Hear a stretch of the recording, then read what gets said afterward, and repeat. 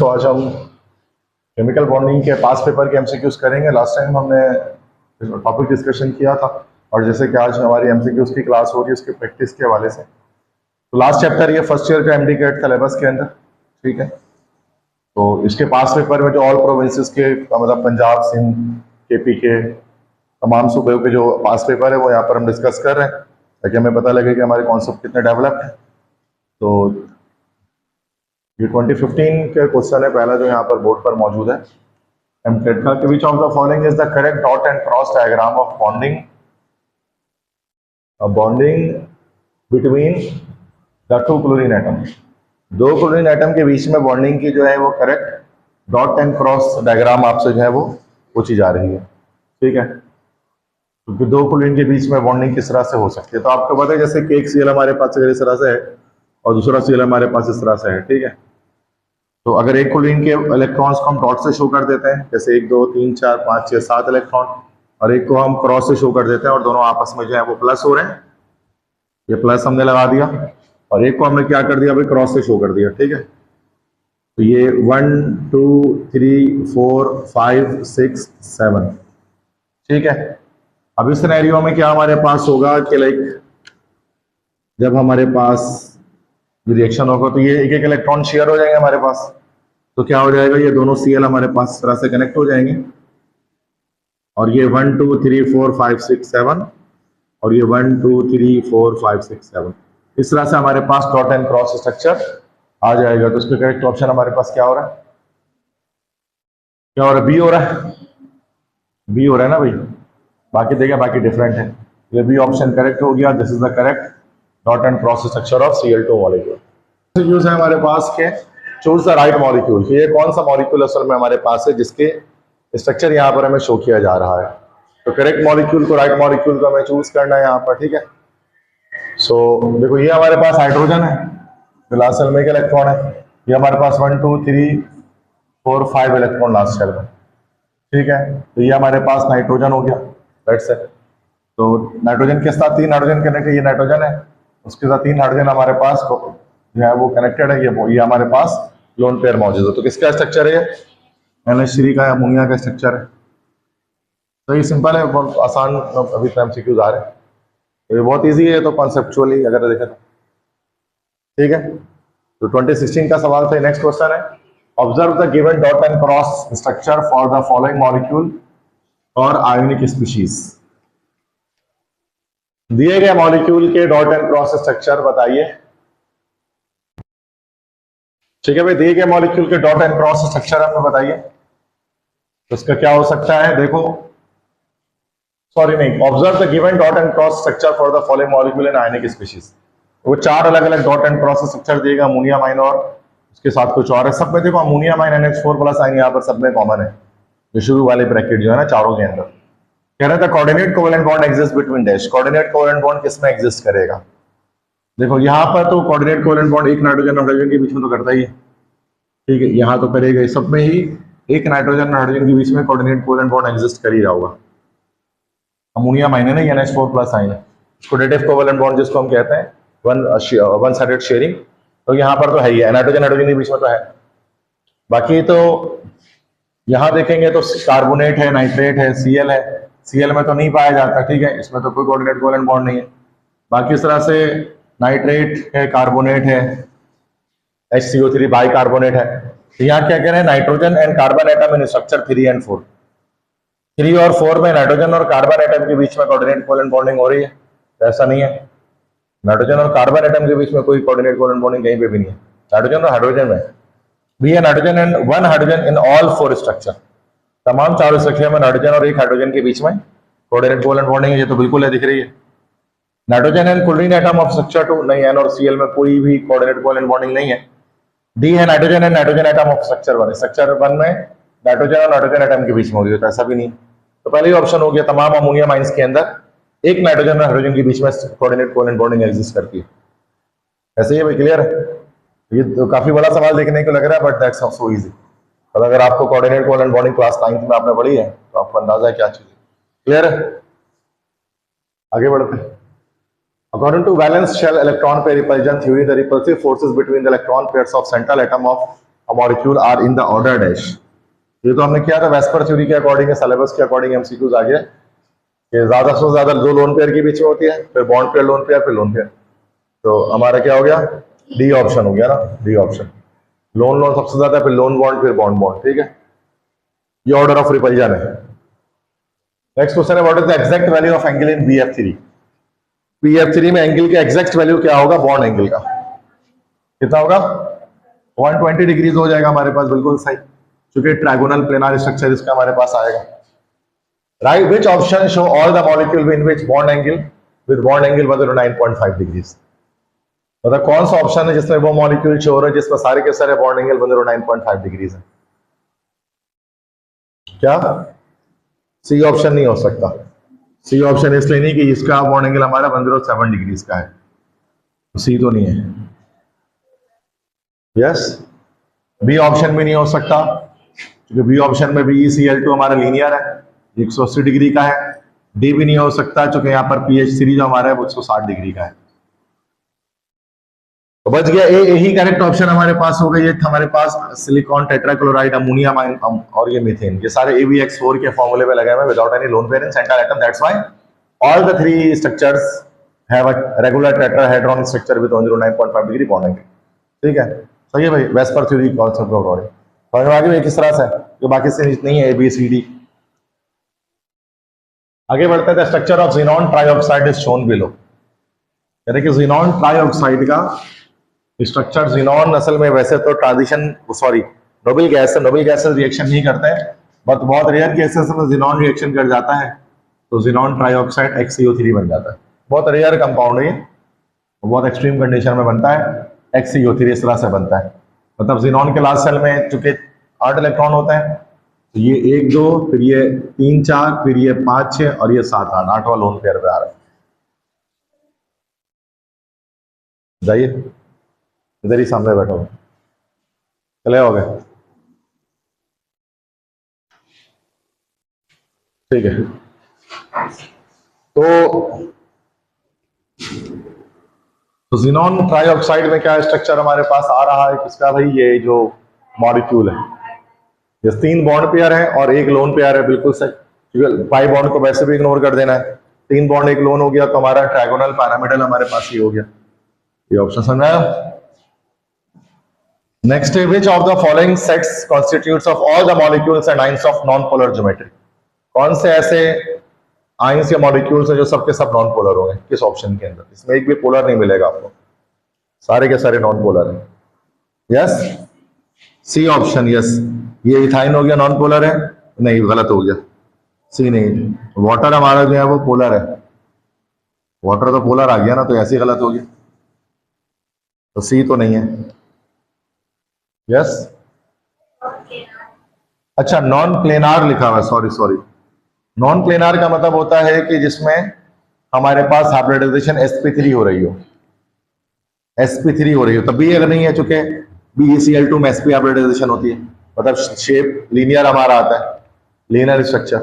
Tetrahedral मतलब सारे के सारे आ रहे हैं, पिरामिडल या बेंड। क्योंकि नॉन प्लेनर स्ट्रक्चर हमारे पास 3 तरह के हो सकते हैं, या तो स्ट्रक्चर हमारा होगा टेट्राहेड्रल या फिर हमारा होगा पिरामिडल या फिर हमारा हो जाएगा ये बेंड एंगुलर। तो ये 3 स्ट्रक्चर्स हमारे पास जो है वो नॉन प्लेनार स्ट्रक्चर में आते हैं। बाकी जो ट्राइगोनल प्लेनार होता है और या लीनियर तो नहीं, क्या होगा option? Yes, B option. Check करते हैं, मीथेन ठीक है टेट्राहेड्रल है, अमोनियम टेट्राहेड्रल है, ये भी टेट्राहेड्रल होगा, NF3 पैरामिडल होगा। यस, सही, बी ऑप्शन हो गया हमारा, क्योंकि AbX4 और AB3 और लोन पेयर पैरामिडल। ठीक है, अगर टू द जर्नल फॉर्मूला अगर हम देखें तो डायरेक्टली पता लग जाता है। तो मेरी बात किस तरह से बी ऑप्शन है, तो ये सारे के सारे नॉन प्लेनार है टेट्राहेड्रल ज्योमेट्री के, बस आखिरी वाला जो है वो पैरामिडल है।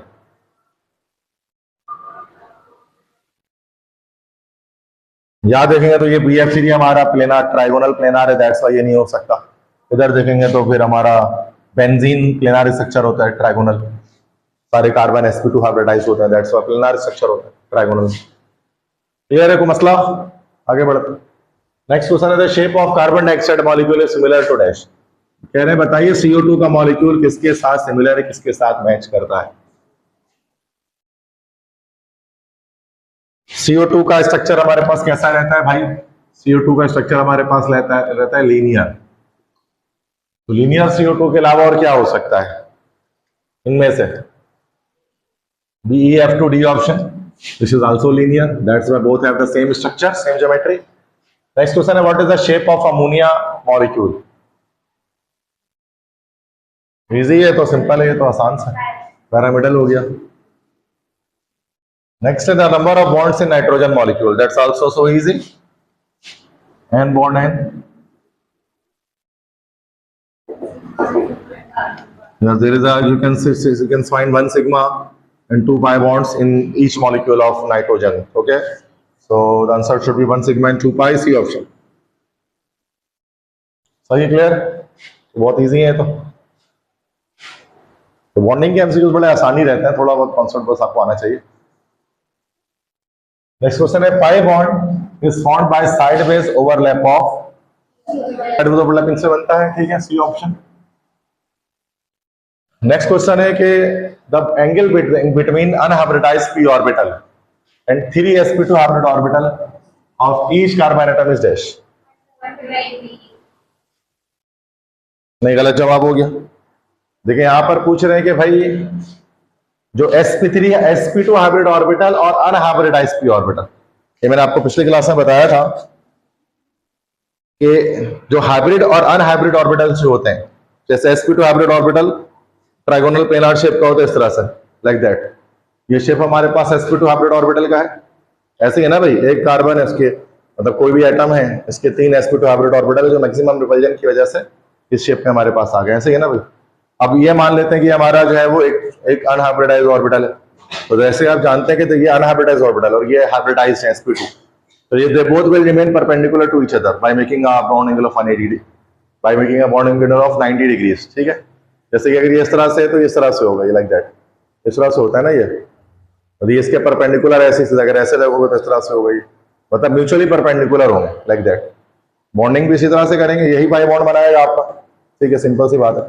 तो 90 डिग्रीज का एंगल होता है हाइब्रिड और अनहाइब्रिड ऑर्बिटल के दरमियान में, बीच। तो इसका आंसर तो 120, sp2 का थोड़ी ना पूछ रहा एंगल आपसे पूछ रहा हाइब्रिड और अनहाइब्रिड के बीच में, तो 90 डिग्रीज का एंगल बनेगा। समझ गए? थोड़ा सवाल को ठीक से पढ़ें। नेक्स्ट क्वेश्चन है ये इथाइन का मॉलिक्यूल दिया हुआ है, जिसको इथाइलिन भी हम कहते हैं। तो count the number of sigma and pi bond in the molecule. Sigma pi bond की तादाद बताइए मॉलिक्यूल के अंदर कितने। बहुत इजी है, तो बच्चा बता देगा। बताइए, 1 sigma, 2 sigma, 3 sigma, 4 sigma, 5 sigma और 1 पाई, ऐसा ही है। 5 सिग्मा 1 पाई, 1 पाई 5 सिग्मा, ये ऑप्शन हो गया, सही है।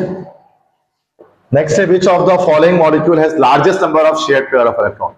सबसे ज्यादा शेयर्ड पेयर ऑफ इलेक्ट्रॉन किसके पास होंगे? शेयर्ड पेयर मतलब बॉन्ड पेयर की बात की जा रही है ना। जो शेयर्ड पेयर की जब बात की जा रही है तो ये एज्यूम के यहाँ पर बॉन्ड पेयर की बात की जा रही है। बॉन्ड पेयर कितने हैं? अमोनिया में डायरेक्टली मैं स्ट्रक्चर बनाए बिना बता देता हूँ, 3 बॉन्ड पेयर इसके अंदर पाए जाते हैं। कार्बन डाइऑक्साइड में 2 बॉन्ड पेयर, अच्छा shared pair of electron, sorry shared pair में सारे ही है। इलेक्ट्रॉन की बात करें कितने shared pair of the shared pair electron, yes, इसमें 3 शेयर्ड पेयर होगा ना, 3 पेयर होगा। कार्बन डाइऑक्साइड में 4 पेयर हमारे पास होंगे, क्योंकि यहाँ पाई बॉन्ड को भी देखना है तो वो भी तो शेयर्ड पेयर में ही आएगा ना, 1 2 3 4। C2H4 में कहेंगे तो कितना आ जाएगा? C2H4, तो इसमें काफी ज्यादा हो गया, 1 2 3 4 5 6 शेयर्ड पेयर इलेक्ट्रॉन यहां पर आ गए। N2 में देखेंगे तो 3 शेयर्ड पेयर आ रहे हैं, ऐसा ही है। तो हमारे पास जो है वो जो इथाइलिन हो गया, इथीन हो गया, इसमें maximum number of shared electron हमारे पास होंगे, दैट इज 6, 1 2 3 4 5 6। सही समझ गए? तो शेयर्ड पेयर की कितने पेयर्स हैं? शेयर्ड पेयर है तो यहाँ इसमें 3 है, कार्बन डाइऑक्साइड में 4, इसमें 6 है, फिर नाइट्रोजन में 3 है। समझ में आ गई बात? तो ये कब आया? 2018 में आया था, इजी एमसीक्यू। आगे बढ़े, तो मसला तो नहीं, इजी है। नेक्स्ट है which one of the following molecule है sp3 हाइब्रिडाइजेशन। किस मॉलिक्यूल की हाइब्रिडाइजेशन sp3 होगी? हाँ जी बोले। CH4 मीथेन की होगी, बिल्कुल सही जवाब, A option, that's easy. Next है, according to the Lewis constant ammonia is a lone pair donor, therefore easily accept a proton to form an ammonium ion as given by the equation. ये है जैसा ammonia H+ ion gate करता है तो ये हमारा ammonia mine की formation करता है। इसमें हाइब्रिड, इसमें जो बॉन्ड एंगल है वो किस तरह से चेंज हो रहा है आपको पता है। हमारा पिरामिडल स्ट्रक्चर होती है, बॉन्ड एंगल कितना है 107 डिग्री का, ये टेट्राहेड्रल हो गया, ये बॉन्ड एंगल कितना हो गया बढ़कर 109.5 डिग्री हो गया। तो क्या ऑप्शन हो जाएगा, इंक्रीज फ्रॉम 109, ये सी ऑप्शन हो जाएगा, इंक्रीज हो जाएगा 107 डिग्री से 109.5 डिग्री से, सही है, बाकी ऑप्शन गलत है। नेक्स्ट है, which of the following molecule है zero dipole moment. Zero dipole moment होता है नॉन पोलर मॉलिक्यूल, तो नॉन पोलर मॉलिक्यूल कौन सा इन सब में से, जी जोर से बोले, बी, सही, बिल्कुल सही, B, B non polar molecule है, चूंकि ट्राइगोनल शेप है, सिमेट्रिकल है, उसका डायपोल मोमेंट इक्वल टू 0 हो जाएगा, ठीक है। नेक्स्ट क्वेश्चन है, which of the one of the following है जीरो डायपोल मोमेंट। इसमें बताएं जीरो डायपोल, ये तो वही आ गया सवाल, सेम ही आ गया शायद, दोबारा BF थ्योरी होगी।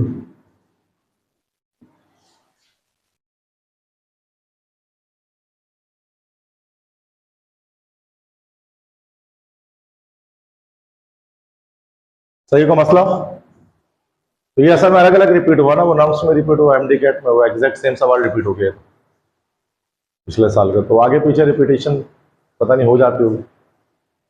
नम्स का मतलब होता है national university of medical sciences ना, जिस तरह से PMDC एक हमारे पास टेस्ट कंडक्ट करती है, वैसे नम्स भी करती है। अब कराची में नम्स के थ्रू अगर आप एडमिशन लेना चाहते हैं तो आपका 3 जगह पर एडमिशन हो सकता है। एक तो किम्स कहलाता है, जो पाकिस्तान आर्मी के अंडर में है, मलिर के अंदर, मलिर के एंड में KIMS, Karachi institute of medical sciences. एक हमारे पास जो है वो कहलाता है Ruth Pfau medical college, Ruth Pfau medical university या मेडिकल कॉलेज, तो ये पाकिस्तान एयरफोर्स के अंडर में एक आरसास पर रुथ फाओ मेडिकल कॉलेज। इसी तरह से एक हमारे पास है बहरिया कॉलेज, बहरिया यूनिवर्सिटी जो हमारे पास कहलाती है, ये जो है वो पाकिस्तान नेवी के अंडर में, पाकिस्तान नेवी चलाती है ना बहरिया यूनिवर्सिटी। तो ये 3 अलग अलग नम्स के थ्रू, कराची की बात करें तो 3 जगह पर एडमिशन होता है, किम्स है, रुथ फाओ है, उसके बाद बहरिया यूनिवर्सिटी। लेकिन उसमें राइट सी बात है, फीसेस काफ़ी हाई होती हैं, तो वो नॉर्मली मतलब लाइक पर ईयर फीस के लिहाज से देखा जाए तो 15 लाख प्लस ही होती है इसमें, तो कम नहीं है, तो इसलिए दैट्स प्राइवेट के तौर पे ही देखते हैं। बस ये कि MD कैट इसमें नहीं होता, इसमें आप जो है वो MD कैट आपका नहीं होता, बाकी फी जो होती है वो as compare to private university ही रहती है, मतलब कोई उसमें कोई खास इतना बड़ा फर्क नहीं रहता। MD कैट के थ्रू, जैसे जब MD कैट के थ्रू जब आप टेस्ट देते हैं तो फिर आपका उसके अंदर फिर 4 जगह पर एडमिशन जो होता है, जैसे डाओ में हो गया, या JSMU में हो गया, या आपका KMDC में हो गया, या अब तो KMU हो गया ये, या फिर शहीद मोहतरमा बेनज़ीर भुट्टो मेडिकल कॉलेज लियारी में हो गया। तो ये हमारे पास होते हैं जो कि टारगेट यूनिवर्सिटीज़ होती है जहाँ पर आप जाते हैं, क्योंकि ये इजी हमारे, ये इसमें फीसेस इसके हमारे पास कम रहते हैं, दैट्स द स्टूडेंट यहाँ पर जाते हैं। तो नम्स के थ्रू भी जाते हैं जिनके पास है फाइनेंसेस, तो नम्स के थ्रू चले जाते हैं। बाकी उसका अलग टेस्ट होता है, MD कैट कैसे को ले नहीं होता, अगर MD कैट ना भी दे तो आप नम्स का टेस्ट देकर इन 3 यूनिवर्सिटी में तो जा सकते हैं। बाकी वाला और पाकिस्तान जैसे आर्मी मेडिकल कॉलेज है डिफरेंट, और तो वो नम्स के थ्रू ही टेस्ट उनका कंडक्ट हो रहा होता है, वो MD कैट नहीं लेते वो। ठीक है, आगे बढ़ते हैं। Next question, among the following molecule which one has coordinate covalent bond या dative bond?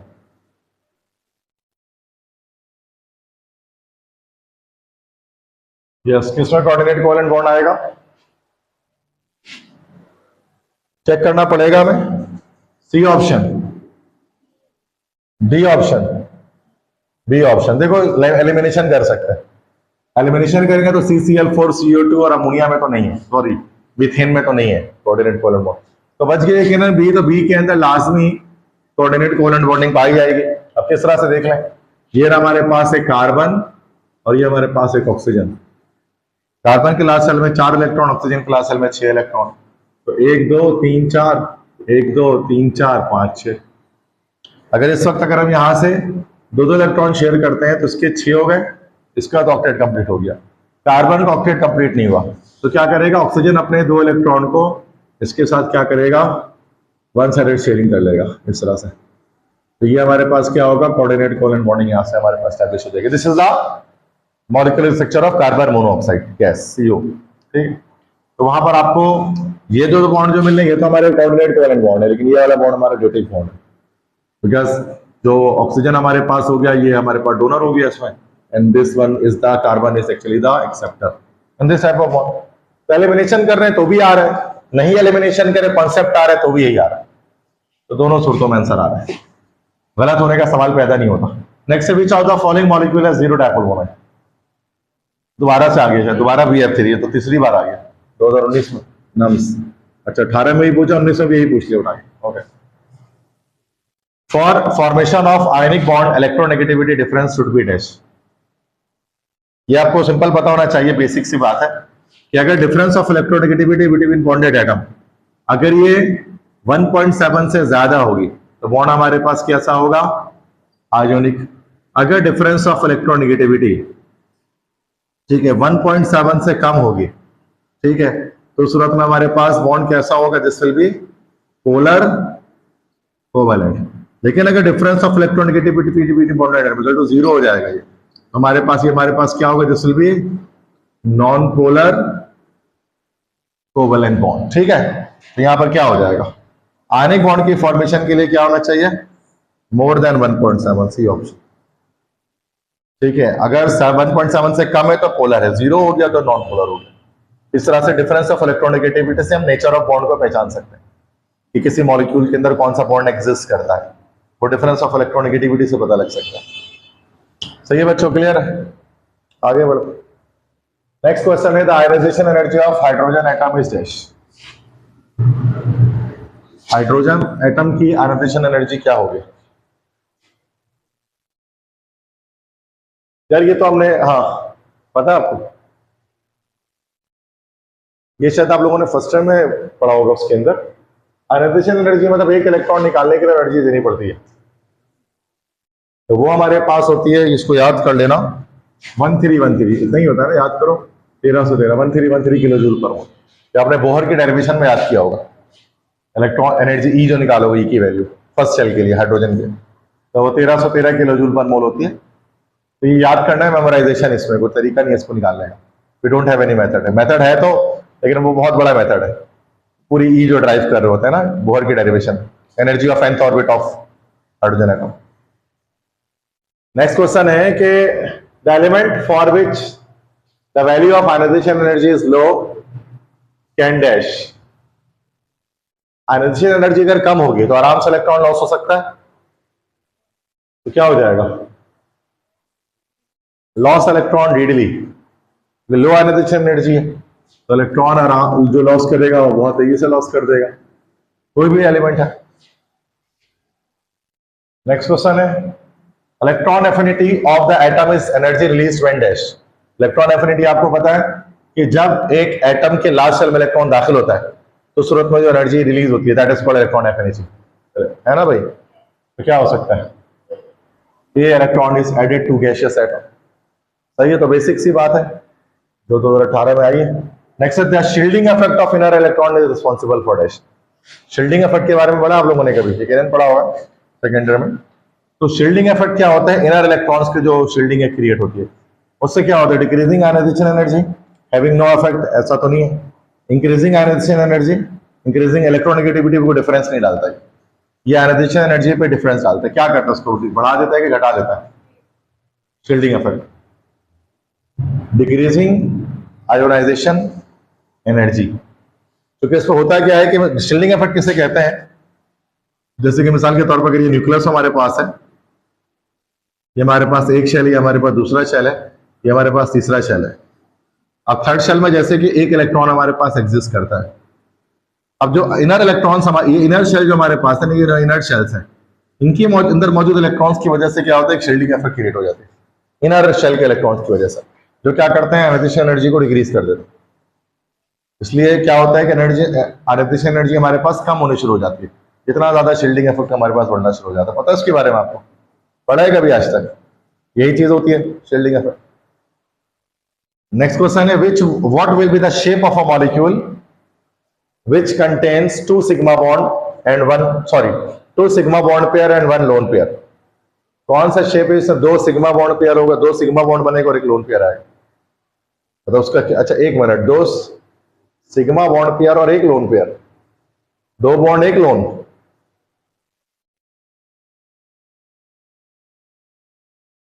अच्छा ETEM आया ना, ओके, ये तो है KPK बोर्ड का है ना, ये बहुत बुक से आउट है 2016 में। देखो हम लोगों ने क्या स्ट्रक्चर हम लोगों ने अब तक पढ़ा है, हम लोगों ने अब तक पढ़ा है कि चार बॉन्ड पेयर होंगे, तो टेट्राहेड्रल कल ही पढ़ा था। 3 बॉन्ड पेयर होंगे, 1 लोन पेयर होगा, तो this will B pyramidal. 2 bond pair होंगे, 2 लोन पेयर होगा, this will B angular bent या वी शेप। इसी तरह से टोटल 3 बॉन्ड पेयर होंगे, लोन पेयर 1 भी नहीं होगा, this will B trigonal. 2 bond pair होंगे, लोन पेयर 1 भी नहीं होगा, दिस विल बी लीनियर। अब बेटा ये जो क्वेश्चन पूछा जा रहा है इसके अंदर इसमें से कोई भी नहीं है, कोई भी नहीं है ना। देखें कह रहे 2 बॉन्ड पेयर और 1 लोन पेयर, ऐसा तो कुछ नहीं है। ऐसा एक होता जरूर है, 2 बॉन्ड पेयर 1 लोन पेयर जब आ जाए ना बेटा, 2 बॉन्ड पेयर और 1 लोन पेयर, तो सूरत में भी हमारे पास शेप जो है ना वी शेप आता है, लेकिन बॉन्ड एंगल उसका कितना होता है 119 डिग्री होता है, 119 डिग्री हमारे पास होता है। वी शेप में ही आएगा, लेकिन तो ये हमारे पास वी शेप ही आ रहा है, वी शेप आएगा, लेकिन बॉन्ड एंगल हमारे पास क्या होगी 119 डिग्री होगी, ठीक है, 104.5 डिग्री नहीं होगी। ये एक अलग है। ETA चूंकि KPK का पेपर है तो थोड़ा डिफरेंट होता है, ये बुक भी डिफरेंट है इनकी, सिंध बोर्ड की बुक डिफरेंट होती है। सही क्लियर है? तो मसला किसी भी MCQs में 1 2 3 4 5 MCQs यहां पर है इस एक स्लाइड में। नेक्स्ट देखिए, a molecule which contains 2 lone pair and 2 bond pair of electronic valences of electrons in valence shell of central atom, geometrical shape of molecule will be dash। सही है जी, 2 बॉन्ड पेयर 2 लोन पेयर, क्या कह रहे हैं, angular bent हो जाएगा, ठीक है, C option. Next Fe+2 will form the most ionic bond with dash। Fe+2 जो फेरस आइन है, तो ये हमारे पास Fe+2 आइन है, this is called as the ferrous ion. कह रहे कि जो फेरस आइन है वो सबसे ज्यादा आयनिक बॉन्ड किसके साथ हमारे पास बनाएगा, जिसके इलेक्ट्रोनेगेटिव डिफरेंस सबसे ज्यादा आएगी, मतलब जैसे मोस्ट इलेक्ट्रोनेगेटिव होगा उसी के साथ सबसे ज्यादा स्ट्रॉन्ग आयनिक बॉन्ड हमारे पास बनेगा। तो सबसे ज्यादा इलेक्ट्रोनेगेटिविटी किसमें है, नाइट्रोजन, फास्फोरस, फ्लोरीन, SN क्या है ये, एस नहीं, नाइट्रोजन आ गया ना, ये आ गया, ये कुछ नहीं है, बी ऑप्शन हटा दो, SN तो कुछ नहीं है। तो एक A, C और D में से हाईएस्ट इलेक्ट्रोनेगेटिविटी किसकी है, डी, फ्लोरीन की है ना, F-1, तो डी ऑप्शन हो जाएगा। मोस्ट आयनिक बॉन्ड उस वक्त बनता है जब हमारा डिफरेंस ऑफ इलेक्ट्रोनेगेटिविटी मैक्सिमम आता है, तो उसी केस में आएगा। तो आगे बात, नेक्स्ट क्वेश्चन है, which of the following has lowest first ionization energy. किस एलिमेंट की आयनाइजेशन एनर्जी सबसे ज्यादा कम होगी पहली। अब आयनाइजेशन एनर्जी का कॉन्सेप्ट आपको पता है क्या होता है, जब टॉप से बॉटम आते हैं तो आयनाइजेशन एनर्जी हमारे पास डिक्रीज होती है बेटा, और जब लेफ्ट से राइट जाते हैं तो क्या होता है, आयनाइजेशन एनर्जी हमारे पास इंक्रीज होती है। तो नाइट्रोजन, कार्बन, ऑक्सीजन, बोरॉन, वैसे तो लोएस्ट कह रहे हैं, फर्स्ट लोएस्ट आयनाइजेशन एनर्जी, इसके इलेक्ट्रॉन को निकालना आसान है। तो नाइट्रोजन, तो ये देखो BCNO, लेफ्ट से राइट जाते हैं तो आईपी हमारे पास क्या हो रही है, इंक्रीज हो रही है। तो सबसे कम किसकी हो गई, बोरॉन की हो गई लोएस्ट। क्लियर है, बी ऑप्शन आ जाएगा, मतलब बोरॉन का ऑप्शन आ जाएगा। तो मसला, नेक्स्ट क्वेश्चन है, which one of the following element has the largest second ionization energy. Second IP largest किसकी होगी, ओके। सेकंड आयनाइजेशन एनर्जी किसे कहा जाता है कि एक इलेक्ट्रॉन निकालने के बाद जब दूसरा इलेक्ट्रॉन निकालना पड़े, this is called second ionization energy. एक फर्स्ट होती है, एक सेकंड होती है, थर्ड भी हो सकती है, ठीक है। ऑक्सीजन है, ओके, अभी देखते हैं जरा, अभी फिलहाल तो सवाल बड़ा मुश्किल सा लग रहा है ये मुझे। ऑक्सीजन 6 इलेक्ट्रॉन इसके लास्ट शेल में है, ऐसा ही है। फ्लोरीन के लास्ट शेल में 7 इलेक्ट्रॉन है, सोडियम के लास्ट शेल में 1 इलेक्ट्रॉन है, नाइट्रोजन के लास्ट शेल में 5 इलेक्ट्रॉन है। अच्छा, ये सारे हमारे पास सेकंड पीरियड के हैं। अच्छा, न्यूक्लियर चार्ज कितना है इसका, Z इक्वल टू, इसका न्यूक्लियर चार्ज हमारा 8 है, इसका न्यूक्लियर चार्ज हमारे पास 9 है, इसका न्यूक्लियर चार्ज हमारे पास 7 है, इसका न्यूक्लियर चार्ज हमारे पास 11 है। ठीक है, पहला इलेक्ट्रॉन निकालने के बाद दूसरा इलेक्ट्रॉन निकालने के लिए सबसे ज्यादा एनर्जी किसको हमें देनी पड़ेगी। ठीक है, क्योंकि जब इलेक्ट्रॉन निकलना शुरू हो जाता है ना, तो इलेक्ट्रॉनिक रिपल्जन हमारे पास कम होती है। इलेक्ट्रॉनिक जितना ज्यादा इलेक्ट्रॉन की तादाद जैसे कि ना हमारे पास कम होनी शुरू हो जाएगी, तो इलेक्ट्रॉनिक रिपल्जन हमारे पास कम होनी शुरू हो जाएगी, जिसकी वजह से इलेक्ट्रॉन को निकालना मुश्किल से मुश्किल हो जाएगा। तो पहले इलेक्ट्रॉन से ज्यादा मुश्किल दूसरे इलेक्ट्रॉन को निकालना होता है। ठीक है, जैसा अब इसका पहला इलेक्ट्रॉन तो निकाल दिया, दूसरा इलेक्ट्रॉन जब निकालेंगे तो सिर्फ इसमें 5 इलेक्ट्रॉन बच जाएंगे लास्ट शेल में, तो इलेक्ट्रॉनिक रिपल्जन थोड़ी सी कम हो जाएगी। तो दूसरे के लिए एनर्जी ज्यादा ही नहीं पड़ेगी, इसके लिए कम, और इसको निकालने के लिए ज्यादा देनी पड़ेगी। इसमें क्या हो जाएगा, 6 इलेक्ट्रॉन हो जाएंगे हमारे पास, 7 से 6। इसमें क्या हो जाएगा, 1 से 0 हो जाएगा, पिछला शेल हमारे पास आ जाएगा। ठीक है, जिसकी रिपल्जन हमारे पास बहुत ज्यादा होगी, क्योंकि 8 इलेक्ट्रॉन होंगे पिछले शेल के अंदर, क्योंकि टोटल 11 इलेक्ट्रॉन है। तो सी तो लार्जेस्ट सेकंड ना, तो ये सी तो नहीं हो सकता, क्योंकि इसकी रिपल्जन तो बहुत ज्यादा है, तो वो बहुत ज्यादा रिपल करेगा, तो वो बहुत दूर होगा। लास्ट सेल में 8 इलेक्ट्रॉन होंगे, इसके 1 इलेक्ट्रॉन निकलने के बाद। डी है नाइट्रोजन, जिसमें 1 इलेक्ट्रॉन निकलने के बाद अब 4 इलेक्ट्रॉन हो गए।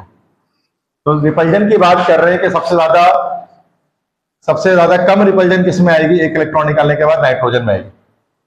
ऐसे ही ना भाई, क्योंकि नाइट्रोजन में 4 इलेक्ट्रॉन हो जाएंगे, रिपल्जन कम होगी, तो उसके दूसरे इलेक्ट्रॉन को निकालने के लिए बाकी तमाम के मुकाबले में एनर्जी हमें ज्यादा देनी पड़ेगी। सेकंड आयनाइजेशन एनर्जी उसकी ज्यादा हो जाएगी हमारे पास नाइट्रोजन की, क्योंकि इलेक्ट्रॉन्स की तादाद जितनी ज्यादा कम होती है लास्ट सेल में, उतना ज्यादा इलेक्ट्रॉन को निकालना जो है वो मुश्किल हो जाता है, ज्यादा एनर्जी देनी पड़ जाती है लार्जेस्ट। समझ आ रही बात, थोड़ा सा कॉन्सेप्चुअल। तो सेकंड आयनाइजेशन की बात करें ना, फर्स्ट की बोलता तो डायरेक्ट बता देते ग्रुप ट्रेंड से।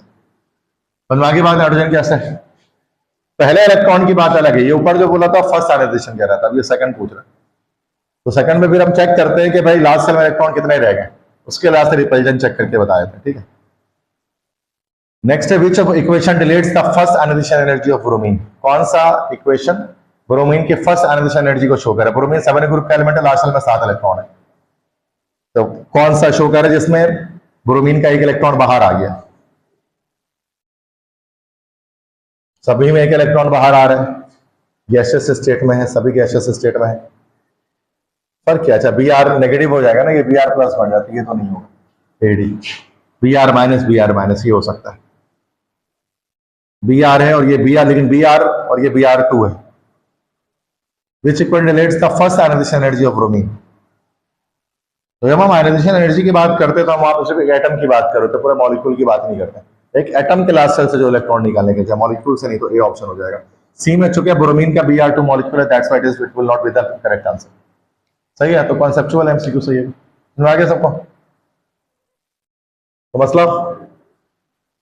नेक्स्ट देखिए, the bond angle in H2S is less than H2, it is due to dash. H2S का बॉन्ड एंगल H2O से कम होता है, क्या वजह है। ओके, मतलब वैसे तो हमें लगता ही है कि 4.5 डिग्री होना चाहिए, लेकिन जरूरी नहीं है कि हर एंगुलर मॉलिक्यूल का 4.5 डिग्री हो, हल्का सा स्लाइटली कम हो सकता है। तो H2S का कम क्यों होता है वाटर से। Smaller size of oxygen atom, ये तो होता है, ग्रेटर इलेक्ट्रोनेगेटिविटी, ये भी होता है। ऑक्सीजन कंटेन 2 लोन पेयर, तो सल्फर में भी 2 लोन पेयर होता है, इसका मतलब ऑल ऑफ दिस नहीं हो सकता। ऑल ऑफ दिस तो कट गया, इसलिए कट गया क्योंकि सी कट गया, तो 2 लोन पेयर तो वहां पे भी, अब ए या बी में से एक है। इलेक्ट्रोनेगेटिविटी का खास difference, electronegativity of oxygen atom, तो इलेक्ट्रोनेगेटिविटी का फर्क तो हमारे पास शेप ऑफ मॉलिक्यूल में आई थिंक नहीं पड़ता। Small size, oxygen sulphur small size, ठीक है, ओके। सो अच्छा, यहां पर करेक्ट आंसर जो है ना इसका, बॉन्ड एंगल की वजह है greater electronegativity of oxygen atom. Electronegativity की वजह से ही बॉन्ड एंगल में वेरिएशन आती है H2S और H2O। ठीक, नेक्स्ट क्वेश्चन है, in the second period of element although oxygen lies next to nitrogen yet its first ionization energy is lower than that of nitrogen because of dash। ये आपने trend पढ़ा होगा, देखो boron है, carbon है, nitrogen है, oxygen है, fluorine है। लेफ्ट से राइट जाते हैं तो हमारे पास आयनाइजेशन पोटेंशियल हमारे पास क्या होती है, हमेशा इंक्रीज हो रही होती है, जैसे कि हमारे कॉमन फिनोमिना है बेटा। तो ये होना तो ये चाहिए कि बोरॉन की कम होना चाहिए, कार्बन से इसकी कम, इससे इसकी कम, इससे इसकी कम, इससे। लेकिन यहाँ पर आपको पता है कि एब्नॉर्मलिटी आती है कि नाइट्रोजन की इलेक्ट्रॉन एफिनिटी ज्यादा होती है ऑक्सीजन से, एक एब्नॉर्मलिटी है, इर्रेगुलर ट्रेंड जिसको हम कहते हैं। इनऑर्गेनिक केमिस्ट्री में। अब ऐसा क्यों होता है? क्योंकि नाइट्रोजन की जो इलेक्ट्रॉनिक, नाइट्रोजन जो है ना और ऑक्सीजन है, दो तरह से इलेक्ट्रॉनिक कॉन्फ़िगरेशन के लिहाज से भी देख सकते हैं कि इसका लास्ट इलेक्ट्रॉन p3 पे होता है, हाफ फील्ड इलेक्ट्रॉनिक कॉन्फ़िगरेशन, ये p4 होता है। अब चूंकि हाफ फील्ड है तो उस सूरत में ये क्या हमारे पास होता है? स्टेबल। स्टेबल होने की वजह से क्या होता है कि इसके इलेक्ट्रॉन को निकालना मुश्किल होता है, और ये हाफ फील्ड नहीं है p इसका, तो ये हमारे पास अनस्टेबल होता है, इसके इलेक्ट्रॉन को आराम से निकाला जा सकता है। एक और रीजन भी हो सकता है कि नाइट्रोजन जो है ना, इसके लास्ट सेल में 5 इलेक्ट्रॉन है, ऑक्सीजन के लास्ट सेल में 6 इलेक्ट्रॉन है। तो जो अनपेड इलेक्ट्रॉन होता है ना, उसको निकालना, ठीक है, जैसे पेयरिंग है ना, बल्कि यहीं पर देख लेते हैं कि क्या लिखा है, in the second period of element although oxygen lies next to nitrogen yet its first IP is lower than that of nitrogen. क्या वजह? A in oxygen there exist repulsion between electron pairs present in the same orbital of valence shell, तो repulsion तो उसमें भी होगी, ये option नहीं हो सकता। B oxygen is paramagnetic, paramagnetism का इससे कोई लेने देना नहीं है आईपी से। सी nuclear charge of oxygen is greater than nitrogen, अब न्यूक्लियर चार्ज ज्यादा है तो सूरत में तो आईपी वैल्यू ज्यादा होनी चाहिए, कम थोड़ी होनी चाहिए थी ऑक्सीजन की। सी भी नहीं है, ठीक है, okay. Oxygen has higher electron affinity, okay, I think ये चारों में ही कटिंग हो गई है। न्यूक्लियर चार्ज ऑक्सीजन की ज्यादा है नाइट्रोजन से, ज्यादा होने की वजह से आईपी ज्यादा होनी चाहिए, तो सी तो नहीं है। D oxygen has higher electron affinity, electron affinity का कोई ताल्लुक नहीं होता आयनाइजेशन एनर्जी से, डी हटा दो। अब ए और बी में से कि बी है ऑक्सीजन इज पैरामैग्नेटिज्म का नहीं होता। बी क्या है? In oxygen there exist repulsion between pair of electron present in the same orbital, इसी वजह से इलेक्ट्रॉन को निकालना आसान है। यस, रिपल्जन की वजह से क्या अनस्टेबिलिटी इसके अंदर गेन हो रही है, इसमें रिपल्जन ज्यादा है जबकि इसके अंदर रिपल्जन हमारे पास कम है। तो वैसे इसकी मेन वजह तो इलेक्ट्रॉनिक कॉन्फ़िगरेशन होती है, लेकिन यहाँ बेस्ट आंसर इसका ये आ रहा है, अदरवाइज इसके हाफ फील्ड कॉन्फ़िगरेशन ही इसका बेस्ट आंसर होता है ये। तो इसमें इससे जब मैं इस 4 ऑप्शन में तो यही आ सकते हैं, जो बाकी सारे टोटली गलत है। तो रिपल्जन की वजह से हो सकता है कि आईपी वैल्यू नाइट्रोजन की ज्यादा, ऑक्सीजन की कम हो, सही है। नेक्स्ट है nitrogen has atomic number 7, which of the following electronic configuration is of nitrogen atom in ground state. कौन सी नाइट्रोजन की इलेक्ट्रॉनिक कॉन्फ़िगरेशन सही है? सिंपल है, 1s2 2s2 p3 होता है ना, क्या हो जाएगा? ये ऑप्शन हो जाएगा, ये हो जाएगा ना, सिंपल। नेक्स्ट है which of the following has the highest value of electronegativity, ये तो सिंपल है, सबसे ज्यादा पूरे प्रोडक्ट टेबल में फ्लोरीन का 4.0, क्लियर है। नेक्स्ट देखिए, which of the following hybrid orbital have maximum s character.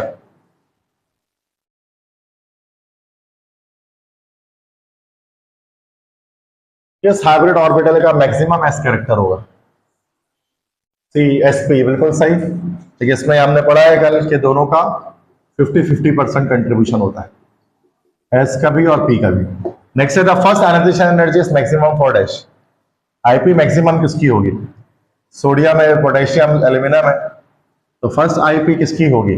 देखो ये रहा सोडियम, ये रहा पोटेशियम, ये रहा बेरिलियम, ये रहा मैग्नीशियम, ये रहा बोरॉन, ये रहा एल्यूमिनियम, टॉप से बॉटम आएंगे, आईपी डिक्रीज होगी, लेफ्ट से राइट जाएंगे, आईपी इंक्रीज होगी, ये ना भाई। मैक्सिमम सबसे ज्यादा किसके लिए? सबसे ज्यादा वैसे इस पूरे के अंदर सबसे ज्यादा तो इस बोरॉन की होगी वैसे तो, अगर इन 6 की बात करें तो, क्योंकि सबसे ऊपर भी है, सबसे राइट पर भी है।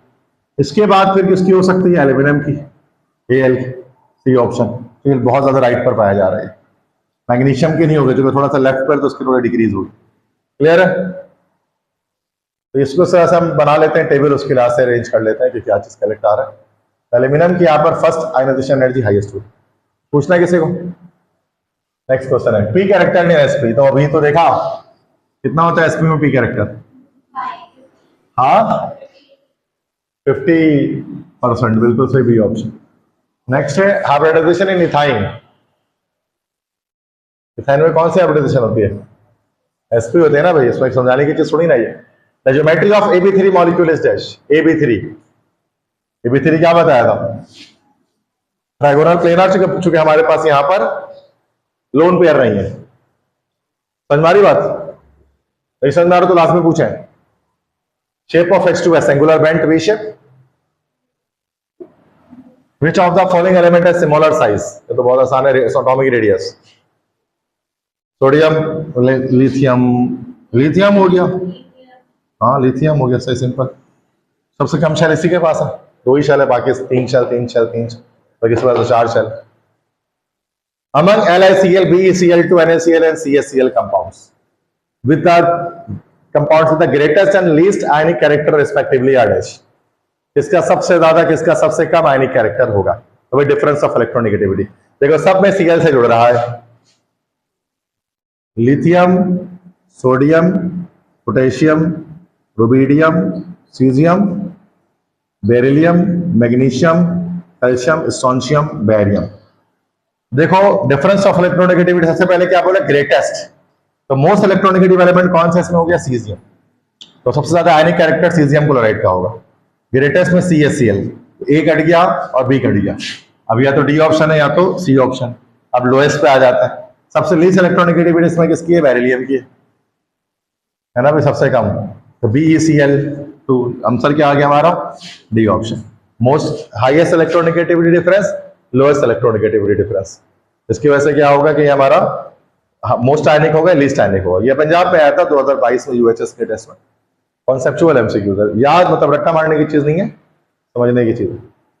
और आगे बात कैसे हुआ ये मोस्ट आयनिक लीस्ट आयनिक कैरेक्टर, तो मैं सारी करा दे रहा हूँ। अक्सर बच्चे चूंकि पंजाब वाले भी वीडियोस देख रहे होते हैं, केपीके वाले भी देख रहे होते हैं, क्योंकि इससे पहले मैंने अक्सर जो इससे पहले भी पास पेपर की वीडियोस मैंने बनाई है, लेकिन वो सारी क्या सिंध बोर्ड की है, वो सारी एमडी कैट के वाले से सिंध बोर्ड की है। लेकिन वो पंजाब के बीके वाले कहते हैं कि सर वो इसके लिए भी बनाइए। हम भी देखते हैं, पंजाब वाले देखते हैं, केपीके कश्मीर वाले देखते हैं, तो दैट्स वाई फिर मैंने बोला कि सारे एक साथ ही बना देते, मामले खत्म हो जाएगा। सही है।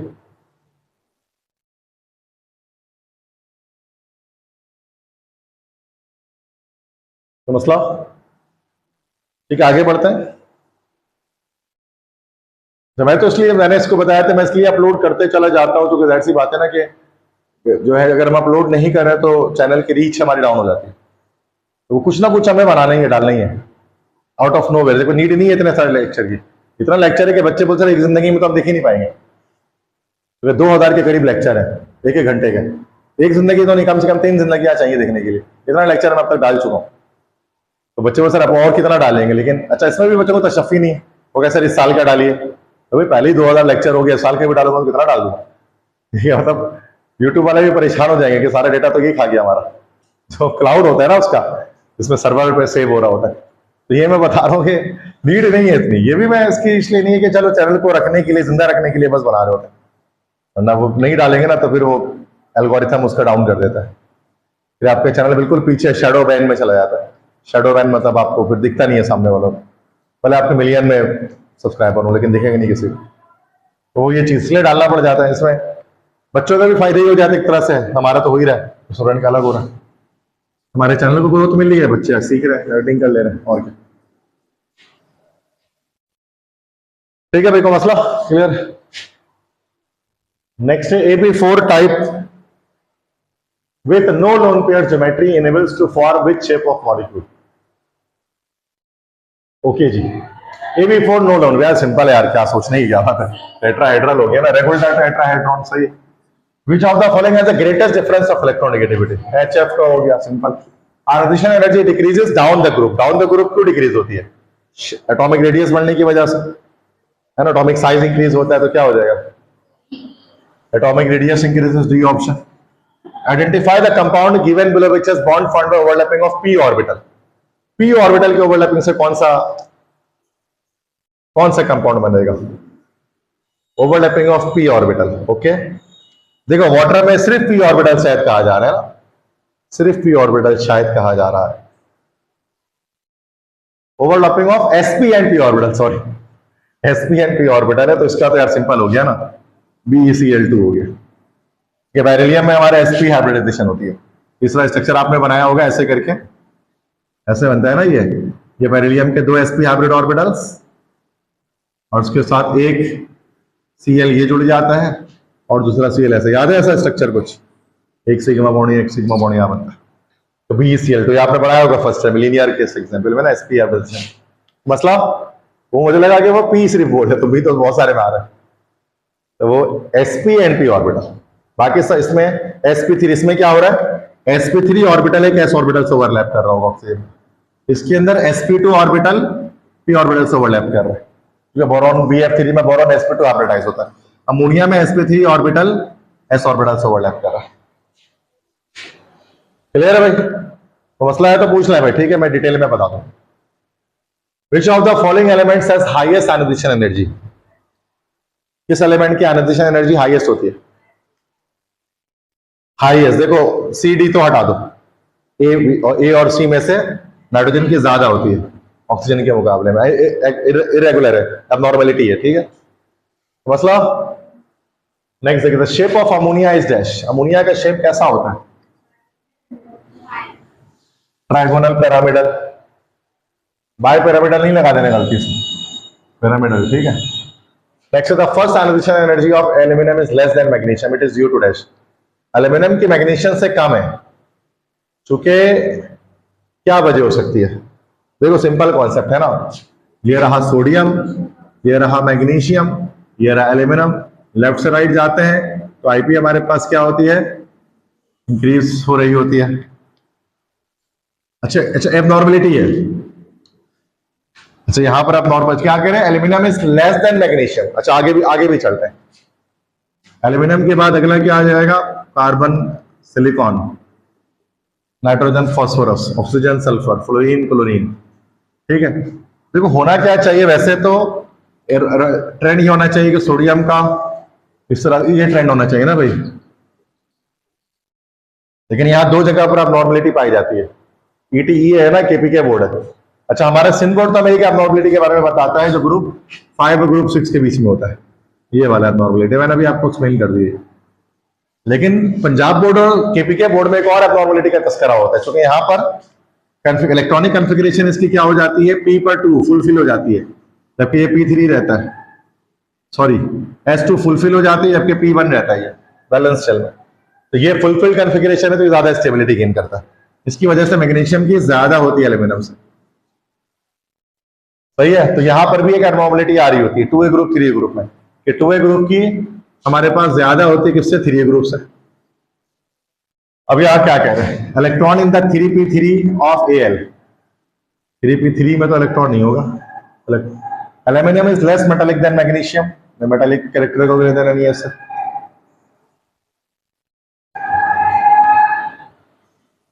Magnesium comes first then aluminium, इससे क्या फर्क पड़ता है? ये तो है लेकिन पता नहीं। Ionization energy from Mg to Al decreases, D option हो जाएगा। तो मैग्नीशियम वैसे तो अजीब सा ऑप्शन आया है सारा, कोई भी सही नहीं लग रहा। अब ये सिंपल सी बात, ऊपर जो सवाल लिखा उसी के स्टेटमेंट नीचे दोबारा लिख दिया कि Mg से Al की तरफ जाते हुए आयोनाइजेशन एनर्जी डिक्रीज होती है, तो वही तो ऊपर बता रहा है Al is less than magnesium. Options में इशू हो सकता है कोई, अभी फिलहाल तो डी ऑप्शन। हाँ नहीं, वही कह रहा हूं ना कि magnesium come first then aluminium, ये भी वही बात है। ऑप्शंस में थोड़ा गलती कर दी गई होगी और कुछ नहीं है, लेकिन मैंने रूल आपको बता दिया असल रूल क्या है। क्योंकि 2A ग्रुप फुल कॉन्फ़िगरेशन रखता है, दैट्स व्हाई वो ज्यादा स्टेबल है, और 3A ग्रुप में P1 होता है तो ना वो हाफ फील्ड है ना वो full field, that's why unstable है, तो इलेक्ट्रॉन निकालना आसान है। वही जो नाइट्रोजन और फास्फोरस के केस में आ रहा होता, सॉरी नाइट्रोजन और ऑक्सीजन के केस में आ रहा होता, तो इससे अलावा ऑप्शन होगा कोई, होना तो यही चाहिए था।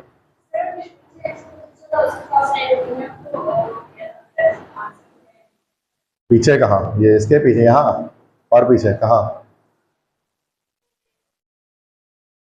कौन सा पीछे बेटा?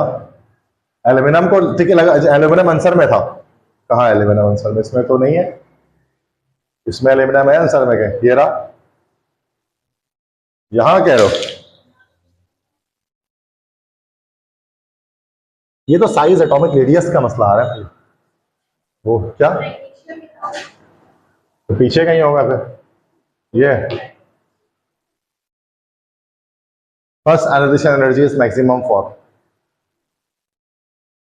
ओके यहां कह रहे हैं आप इसमें,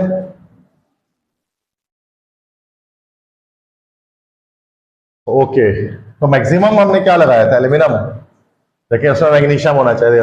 अब यही बात होगी ना, वो मसला बोर्ड का इशू आ रहा है, मतलब सिंध बोर्ड के लिहाज से देखा जाए तो एल्यूमिनियम ही है, लेकिन पंजाब बोर्ड के लिहाज से देखा जाए तो मैग्नीशियम, सॉरी सिंध बोर्ड के लिहाज से हमारे पास एल्यूमिनियम है, पंजाब बोर्ड के लिहाज से मैग्नीशियम, क्योंकि फिर एनएम है, यही तो मसला था। एनएम डिकेट तभी तो खत्म हुआ ना, रीजन यही था, क्योंकि जैसे एक मसला वो था ना, जिस तो और बहुत सारे मसले, एक और मसला मुझे याद आ रहा है 2020 में आया था, वो बायोलॉजी के अंदर एंजाइम्स के ऊपर बड़ी बहस चली थी। तो एंजाइम्स होता है ना, एंजाइम सबस्ट्रेट होता है, उसमें एंजाइम होता है, तो उसमें आप लोग लॉक एंड की मैकेनिज्म पढ़ रहे होते हैं, ठीक है, उसमें एंजाइम एक्शन में। अब लॉक, इसमें से लॉक क्या होता है और की क्या होता है, अब सिंध बोर्ड में अलग है और पंजाब बोर्ड में अलग है ना, मतलब एक सबस्ट्रेट और एंजाइम को, लॉक एंड की को अल्टरनेट कर दिया पंजाब बोर्ड में। अब एमसीक्यूज ऐसा आया भी था, अब बच्चे परेशान थे कि हमारा बोर्ड तो ये है, वो बोर्ड तो ये बोल रहा है, इसी वजह से एनएमडी कैट को खत्म किया गया और अलग अलग टेस्ट सूबे ने बनाने शुरू किया। तो इसमें मसला आएगा, ये तो दोनों ऑप्शन है, पीएमजी भी सही है, एल भी सही है, क्योंकि हमारा बोर्ड हमें बताता है कि जो प्रोबेबिलिटी होती है वो सिर्फ हमारा जो है वो ग्रुप 5 और ग्रुप 6 में होती है, 2 और 3 में नहीं होती है। तो ये मसला, लेकिन पंजाब बोर्ड कहता है इसमें भी होती है। और जो एनएमडी कैट बना था वो फेडरल की बुक्स को देखते हुए बनाया गया, उन्होंने वो कह रहा तो था कि हम सारी टेक्स्ट बुक देखेंगे, लेकिन उन्होंने सिर्फ फेडरल ही देख लिया था और उनको सारे को देखा नहीं था, तो बहुत सारे ऐसे सवाल डाले थे जो फेडरल बोर्ड के अकॉर्डिंग ही थे सिर्फ थे। तो इसलिए हमने एमडी कैट जो खत्म किया, नेशनल एमडी कैट जो था और प्रोविंशियल एमडी कैट आ गया 2022, ठीक है। 2020 में जो हुआ था वो तो पेपर बेस्ड हुआ था, फिर 2021 में टैबलेट बेस्ड हुआ था, फिर 2022 से एमडी कैट स्टार्ट हो गया। हाँ, आपका तो प्रोविंस है, तो आपके लिहाज से वही बता रहा हूँ ना, तभी आपके लिहाज से लगवाया था ऑप्शन यहाँ पर ये एल्यूमिनियम का। लेकिन अब यहाँ पर जब आएंगे ना इस सारे एमसीक्यूज में, तो यहाँ तो यार सवाल ही ऐसा कर दिया उन्होंने जिससे हम बाउंड हो गए कि हम उसी बोर्ड के अकॉर्डिंग बता सकते हैं, वरना तो एल्यूमिनियम की लेस देन मैग्नीशियम कैसे हो सकती है, उसकी तो मोर देन मैग्नीशियम होती है सिंध बोर्ड के अकॉर्डिंग। बात समझ में आ गई? तो ये तो होता है जब हम सारे प्रोविंस को एक साथ पढ़ते तो ये मसला तो आएगा। देखो 5 उंगली घी में सर कढ़ाई में आप नहीं जा सकता, क्या बोलोगे सब पढ़ लें और कंफ्यूज भी ना हो, ऐसा हो ही नहीं सकता है। तभी तो मना किया जाता है कि सारे पढ़ने में कंफ्यूजन हो जाती है, तो उनसे क्लैश कर रहा होता इधर उधर, सही है। चले मैं आगे बढ़ते हैं। नेक्स्ट एमसीक्यू है, which one of the following elements has the largest second ionization energy. ये तो अभी पीछे गया है, शायद दोबारा आ गया। सेकंड आईपी लार्जेस्ट किसकी होगी? एक मिनट, ये चले मैं पहले बना लेता हूं। Lithium, sodium, potassium, beryllium, magnesium, calcium, ठीक है। फर्स्ट इलेक्ट्रॉन निकालने के बाद सेकंड इलेक्ट्रॉन की कहानी आ रही है। शेल की बात करते हैं बेटा। अच्छा, लिथियम, बिस्मथ तो हटा दो। अच्छा, तो ये बिस्मथ है, बीआई है, बिस्मथ कहां से आ गया? तो यार फिर तो सीएल भी है। चले आगे बढ़ते हैं, ये ग्रुप में आगे बढ़ते हैं। तो ग्रुप 7 में हमारा fluorine, chlorine, bromine, BI bismuth है। Okay, nitrogen, nitrogen, phosphorus, arsenic, antimony, bismuth. Largest second ionization energy bismuth के लिए तो बहुत कम ही देना पड़ेगा, क्योंकि इसको तो शैल इतना ज्यादा है। तो बीआई तो ऐसे ही हटा दो, तो नहीं बिस्मथ गलती से डाल दिया उन्होंने, बीआई चूंकि यहाँ पढ़ा हुआ है बीआई, उसके लिए तो बहुत आराम से इलेक्ट्रॉन निकलेगा। हाईएस्ट पूछ रहे हैं। अब आते हैं एलिमिनेशन करते हैं, के, सीएल और Ca. Highest second ionization energy Cl, Cl की ज्यादा होगी। देखो ये पोटेशियम की बात करते हैं, पोटेशियम और कैल्शियम, तो उसको हटा दो, ये तो वैसे ही नीचे पाया जा रहा है, इसके इलेक्ट्रॉन निकालना वैसे ही आसान है। तो बस हमारे पास गया सिर्फ यहाँ पे सीएल बच गया, सीएल, ये रहा सीएल। क्योंकि सीएल का पहला इलेक्ट्रॉन निकालना भी मुश्किल होगा, सेकंड भी, चूंकि हैलोजन है, तो बड़ा लेम किस्म का ये वो डाला गया है इसमें ना, मतलब ऑप्शन बड़े अजीब से। क्योंकि नॉन मेटल है तो उसकी ज्यादा ही होती है, उसको सारे नॉन मेटल डालते हैं तो हम थोड़ा सा करते हैं, इसमें तो डायरेक्ट आ गया सीएल, क्योंकि बाकी मेटल्स हमारे पास है तो वो ऐसे ही कम रहना उसके आयनाइजेशन, चाहे फर्स्ट हो, चाहे सेकंड हो, चाहे थर्ड हो, सही है। नेक्स्ट देखते हैं, dipole moment of CO2 is 0 because it is dash. तो ऐसा अभी पीछे किया, बताइए, लीनियर हो जाएगा। दाव में आया था 2022 में, तो दाव ने कंडक्ट किया 2022 का। Ethene has hybridization of carbon atom, देखिए तो बड़ा आसान है यार, ये दाव के आसान आसान आ रहे हैं। sp2 है ना भाई। फिर दाव में एक और है 2022 में, क्या कह रहे हैं कि cation and anion form which combines to form crystal lattice. Crystal lattice किस तरह बनता है? तो हमें पता है कि गैसियस कैटाइन एनाइन मिलते हैं और क्रिस्टल की फॉर्मेशन हो जाती है। तो पता नहीं बड़े बड़े ऑप्शन है, क्या लिखा है, 5 ऑप्शन थे ना 2022 में। Only cation is isoelectronic to nearly noble gas, नहीं मतलब एनाइन को भी आइसोइलेक्ट्रॉनिक होना चाहिए नियरलेस नोबल गैस के पास, इलेक्ट्रॉन्स की तादाद 1 या 2 का मसला होना चाहिए, तो ये तो नहीं हो सकता। बी कह रहे हैं cation and anion both are isoelectronic to nearest noble gas, ये हो सकता है। अभी छोड़ते हैं, बाकी ऑप्शन देखते हैं। C, cation and anion both are isoelectronic to nearest noble gas and number of electron lost by metal and number of electron gained by non metal are equal। सही बात है, जितना मेटल गेन करेगा उतना ही non metal loss भी करेगा, ये बराबर होना चाहिए, तभी जाकर एनिक बॉन्ड की फॉर्मेशन होती है। तो बी से अच्छा तो सी लग रहा है, बेस्ट आंसर की तरफ आ रहे हैं, क्योंकि बी भी सही है। डी ओनली एनायन इलेक्ट्रॉनिक, तो ए गलत, तो डी भी गलत है सर। ई है no number of electron lost by metal and non metal gained by electron are equal, तो सी ज्यादा बेहतर है, क्योंकि दोनों ही बातें इसमें क्लियर हो जा रही, बेस्ट आंसर के लिहाज से बात की जा रही, क्लियर है। तो आइसो इलेक्ट्रॉनिक मतलब नियरेस्ट नोबल गैस के करीब इलेक्ट्रॉनिक कॉन्फ़िगरेशन भी होनी चाहिए मेटल नॉन मेटल की, और साथ में जितना मेटल इलेक्ट्रॉन लॉस करेगा उतना ही नॉन मेटल को गेन करना पड़ेगा, तभी आयनिक बॉन्ड बनेगा किसी भी दो कंपाउंड के बीच में। अभी तो 2:30 बजे, व्हाट टाइम, मसला है जाना है क्या? तो then why you are asking, अरे टाइम इसमें आ नहीं रहा ना, वरना नीचे आ रहा हो तो स्लाइड मैंने ओपन कर दिया, चला दूं क्या टाइमर? मसला तो नहीं है, दुनिया खत्म तो नहीं होने वाली, क़यामत तो नहीं आने वाली। 10 मुहर्रम चला गया, जुम्मे का, अब तो अगला जुम्मा देखें क्या होता है। तो अभी तो बहुत क़यामत नहीं है, इस 10 मुहर्रम अगला देखते। टाइम की क्या फायदा भाई, टाइम में देख रहा हूँ, यहाँ परेशान नहीं हो, ये टाइम 25 हो रहे, टाइम से एक्स्ट्रा पढ़ा इसलिए नहीं सकता कि 3 बजे में दूसरी क्लास है, मुझे वहां जाना ही जाना है। आप पाँव पकड़ के भी रोकोगे तो मैं रुकूंगा नहीं, दूसरी क्लास इंतजार करेगी ना मेरे, उनको भी इंतजार नहीं कराया जा सकता, तो वैसे भी मुझे चला जाना है टाइम खत्म करके, ठीक है। तो टाइम मेरा ऊपर नहीं हो पाता कभी भी, आखिरी क्लास में लंबी ले जाता हूँ, लास्ट वाली जो होती है ना बॉयज की हो रही होती है 9 बजे वाली, वो तो 10 भी बजा देता है, लेकिन उसके बाद कोई क्लास ही नहीं है। आप लोगों को तो मसला है ना, क्लास दूसरी आ जाती है ना, क्या करें, तो वो भी मुश्ताक होते हैं पढ़ने के, तो उनके लिए पढ़ाना पड़ा, सही है, परेशान मत हो, आपको मसला तो नहीं है, ठीक है। 5 मिनट पढ़ लेंगे तो वैसे कुछ होगा नहीं एक्स्ट्रा। आगे बढ़ जाते हैं, आगे बढ़ते हैं। 16 बस हो गई आपकी, मतलब एंड थक गए। कितने स्लाइड हो रहे हैं? 18 29 स्लाइड है, 18 स्लाइड हो रहे हैं, तो फिर करें ना, फिर क्या आप टाइम क्यों देखें, आगे बढ़े। नेक्स्ट देखिए, ionization energy increases along a period in the periodic table due to the increase in dash. Okay, along the क्यों बढ़ता है भाई? वो नंबर ऑफ प्रोटॉन बढ़ते हैं, न्यूक्लियर चार्ज बढ़ता है, तो क्या हो जाएगा? सी ऑप्शन हो जाएगा ना भाई, लेफ्ट से राइट न्यूक्लियर चार्ज की वजह से आईपी बढ़ रहा होता है, ऐसा सही बात। ये तो असल में ग्रुप ट्रेंड के जो टॉपिक है ना, वो हमारा अगले चैप्टर का, लेकिन पता नहीं है क्यों इसमें डाला गया इसको, ठीक है, तो मैं अभी बता दे रहा हूँ, तो वहां नहीं बताऊंगा, ये तो अगले चैप्टर में आएगा ना, group trend S&P block element में, जब सेकंड डे स्टार्ट होगा हमारा। लेकिन छोड़ो, अच्छा यहाँ पर कर ले रहे हैं, वहां नहीं कराऊंगा। During the formation of chemical bond, chemical bond के फॉर्मेशन के दौरान क्या होता है? बहुत आसान है, बलूचिस्तान में आया था, बताइए क्या होता है? एनर्जी रिलीज होती है ना स्टेबिलिटी गेन करने के लिए, तो क्या हो जाएगा? Energy decreases. अच्छा, यहाँ क्या लिखा? Does not change, first increase then decrease, नहीं बस इनकी डिक्रीज ही हो रही होती है। Bond energy is expressed in, बहुत आसान, किलो जूल पर मोल, जो कैलोरी में नहीं होता, किलो कैलोरी पर मोल में होता है, तो बी ऑप्शन में होता है। नेक्स्ट है, which of the following is not a primary bond, इसमें से कौन सा प्राइमरी बॉन्ड नहीं है? वो बताया था ना कल, यस बोले बेटा, hydrogen bond, because it is a secondary bond. Next है, which of the following has not sp3 hybrid carbon, इसमें sp3 हाइब्रिडाइज कार्बन नहीं है, यस वेल डन, बेंजीन, क्या बात है, बेंजीन में सारे के सारे sp2 हैं, पता है आपको ये बात? नेक्स्ट है, type of hybridization of carbon in ethene, ये तो डायरेक्ट इतनी बार हो गई, रट गया आपको ये sp2 से, क्लियर? आगे बढ़े। Next, which of the following molecule is polar, polar molecule कौन सा इसमें से बताइए जरा?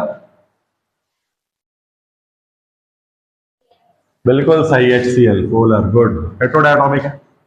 Electron affinity decreases down the group because of dash, electron affinity मतलब इलेक्ट्रॉन एफिनिटी क्यों बढ़ती है डाउन द ग्रुप जब जाते हैं? Proton number increase, shielding decrease, atomic radius increase, atomic radius का ही होता है ना फैक्टर, क्योंकि एटॉमिक रेडियस बढ़ता है जिसकी वजह से इलेक्ट्रॉन एफिनिटी डिक्रीज होती है। आयनाइजेशन एनर्जी के साथ जो फैक्टर होता है वही फैक्टर इसमें भी लग रहा होता है, क्लियर है? क्योंकि इलेक्ट्रॉन एफिनिटी वैसे अगले चैप्टर का टॉपिक है, अगर किसी को समझ में नहीं आ रहा तो आगे समझ लेंगे। ये तो बड़ा ब्लर सा है, चलो दिख तो रहा है। Which of the following molecule is covalent in nature, इसमें से कोवेलेंट नेचर का मॉलिक्यूल कौन सा है? NaCl कोवेलेंट है? नहीं, NaCl तो ए और डी तो काटो। MgCl3 क्या होता है ये? MgCl3 तो वैसे कुछ नहीं होता, MgCl2 होता है, तो बी हो गया AlCl3। ये हो सकता है कोवेलेंट नेचर का, because of the smaller atomic radius of aluminum, covalent bond is formed। ये भी हमने एलिमिनेशन कर दिया, वैसे तो वैसे आया नहीं होगा ऐसा, हमने गलती पकड़ ली, Cl3 तो हो ही सकता था ना वैसे भी, क्योंकि मैग्नीशियम की वैलेंसी +2 इंटरचेंज होगी ना इसके साथ, MgCl2 बनेगा, magnesium chloride. The bond energy of hydrogen in H2 molecule is 435 बताया था ना, इसके करीब करीब क्या 436 लगा लेते kilo joule per mole. Next, why fluorine has less electron affinity as compare to bromine? Fluorine की कम क्यों होती है इलेक्ट्रॉन एफिनिटी, और इसकी पॉजिटिव में भी होती है, due to the repulsion of electrons, बताया था ना, इलेक्ट्रॉनिक रिपल्जन की वजह से क्या हो जाएगा। देखो फ्लोरीन हमें होता है, चलो सुनो मैं बता दे रहा हूँ क्या चीज है। जब हम टॉप से बॉटम जाते हैं, इलेक्ट्रॉन एफिनिटी हमारे पास क्या होता है, डिक्रीज होती है। जब हम हैलोजन की बात करते हैं, हैलोजन क्या है भाई, fluorine, chlorine, bromine, iodine, astatine. अब होना चाहिए क्या, फ्लोरीन की क्या होना चाहिए, ज्यादा होनी चाहिए थी, और ब्रोमीन की क्या होनी चाहिए थी, कम होनी चाहिए थे। लेकिन इसके बरक्स क्या होता है, फ्लोरीन की कम होती है और ब्रोमीन की ज्यादा होती है, और फ्लोरीन की तो पॉजिटिव में आ रही होती है।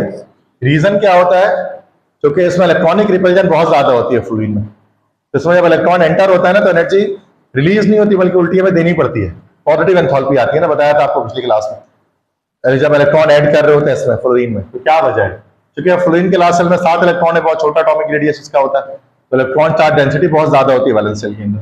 तो क्या हो सकता है, इलेक्ट्रोनेगेटिविटी की वजह से तो नहीं, वो तो और आराम से इलेक्ट्रॉन खींच सकता है, ये नहीं होगा।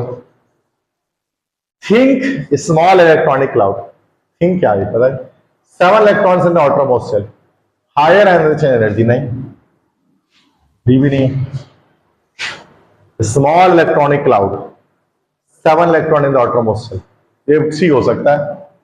तो लास्ट सेल में 7 इलेक्ट्रॉन है, जिसकी वजह से क्या है कि इलेक्ट्रॉन्स बहुत करीब करीब है, तो आने वाला अपकमिंग जो इलेक्ट्रॉन होता है वो रिपल्जन का शिकार हो जाता है, तो एंटर हो नहीं पाता, इसके लिए एनर्जी देनी पड़ जाती है, पॉजिटिव में आती है इलेक्ट्रॉन एफिनिटीज की, ठीक है। तो इस वजह से ब्रोमीन के मुकाबले में इलेक्ट्रॉन एफिनिटी फ्लोरीन की कम रहती है। ये भी एक एब्नॉर्मलिटी है इसके अंदर, ये ग्रुप ट्रेंड के अंदर, ग्रुप ट्रेंड में एब्नॉर्मलिटी कई जगह पर होती है, आप जानते हैं, ऐसा एकदम स्मूथ नहीं चल रहा होता ऐसे, है ना, कर्व चेंज हो जाता है। Next, which of the following will have positive electron affinity, तो वो अभी हो गया फ्लोरीन में। चलो फ्लोरीन में तो पहले ही वाली ही पॉजिटिव होती है, ऐसा फ्लोरीन कहीं पे भी ऑप्शन में नहीं है। अब सेकंड एंथैल्पी ज्यादातर पॉजिटिव रहती है, एक इलेक्ट्रॉन जब जाता है ना तो एनर्जी रिलीज होती है, दूसरा डालना होता है एनर्जी देनी पड़ जाती है। अब किसकी पॉजिटिव होगी इलेक्ट्रॉन एफिनिटी, Cl पे नहीं, देखो Cl पे नहीं, ऑक्सीजन पे नहीं, क्योंकि वो तो रिलीज ही होगी। अब Cl प्लस क्या मतलब भाई, Cl प्लस से तो इलेक्ट्रॉन ऑलरेडी निकला हुआ है, तो क्या ऑप्शन हो गया, D option, addition of electron to O-1। Oxygen में जब हम सेकंड इलेक्ट्रॉन एंटर करेंगे कि निकालने के बाद, तो क्या होगा, एनर्जी देनी पड़ेगी। चूंकि मैं बता रहा हूं, क्या बता रहा हूं, जगह नहीं लिखने की, ऐसी वर्बली बता दे रहा हूं कि फर्स्ट एनालिसिस एंथैल्पी होती है ना, वो ज्यादातर नेगेटिव ही होती है, सिर्फ फ्लोरीन की होती है, फर्स्ट क्या होती है, पॉजिटिव होती है। सेकंड एंथैल्पी वैल्यू सारी की सारी पॉजिटिव हो रही होती है, इलेक्ट्रॉन एफिनिटी सेकंड, चाहे वो कोई भी एलिमेंट हो, सेकंड वाला हमेशा प्लस में आता है, सही है, फर्स्ट वाला सिर्फ फ्लोरीन के लिए प्लस में आता है। ये चीज पंजाब बोर्ड की, इसको याद रखें। स्मॉल इलेक्ट्रॉनिक क्लाउड मतलब इलेक्ट्रॉन्स की तादाद कम है, उसको तो ज्यादा है, लार्ज इलेक्ट्रॉनिक क्लाउड है, मतलब उल्टा लिखा। Which of the following molecule has sp2 hybridization, मैं तो अभी से पहले भी किया कई बार, BF3 ना, sp2 BF3 में 2 बार इससे पहले भी किया नम्स के अंदर, ये जैम्बो में आ गया। Which of the following has small size, यार ये तो बेसिक सवाल है, क्या हो जाएगा, सल्फर है, क्या है, Na सोडियम है, मैग्नीशियम है, फास्फोरस है, एक ही ग्रुप के आ गए क्या सारे, ये रहा सोडियम, इसके बराबर में मैग्नीशियम, इसके बराबर में एल्यूमिनियम, एल्यूमिनियम के बराबर में सिलिकॉन, सिलिकॉन के बराबर में फास्फोरस, इसके बराबर में सल्फर, इसके बराबर में क्लोरीन।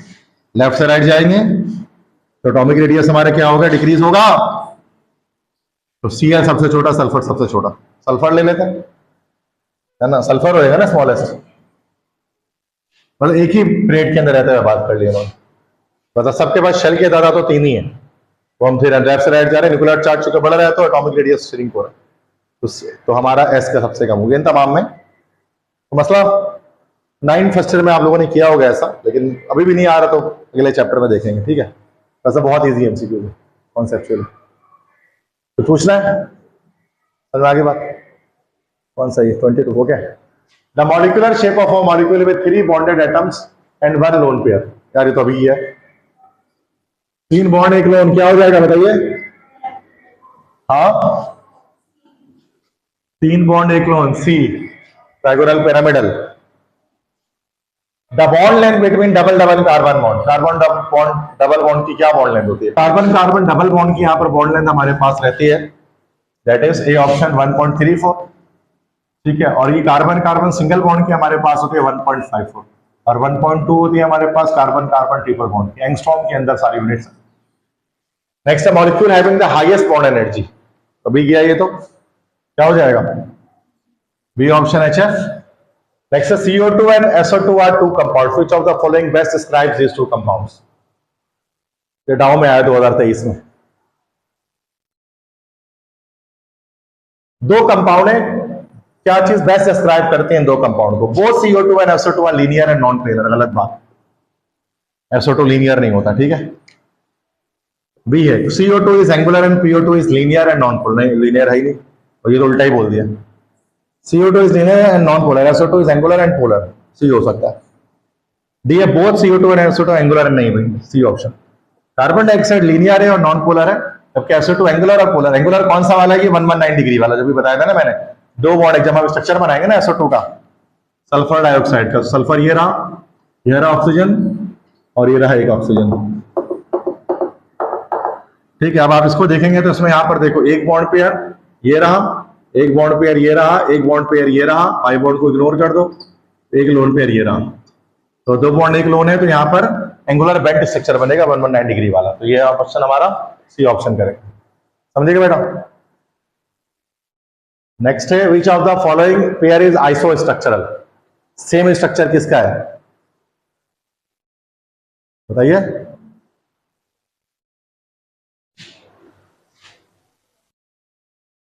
किसका हो जाएगा?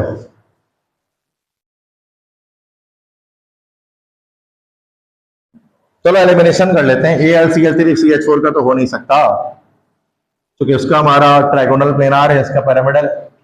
BF3 अमोनिया को हो नहीं सकता, trigonal planar pyramidal. SnCl2, BeCl2 हमारा ये लीनियर होता है। SnCl2 जब हम बनाएंगे तो इस तरह से बनता है, Sn है और ये ClS, 3 क्लास में 4 इलेक्ट्रॉन है। ये 119 डिग्री वाला एंगुलर, सी भी नहीं हो सकता। तो करेक्ट ऑप्शन डी आ गया। अब डी में देखो BF3 और SO3 दोनों ही मॉलिक्यूल हमारे पास क्या है भाई? ट्राइगोनल है।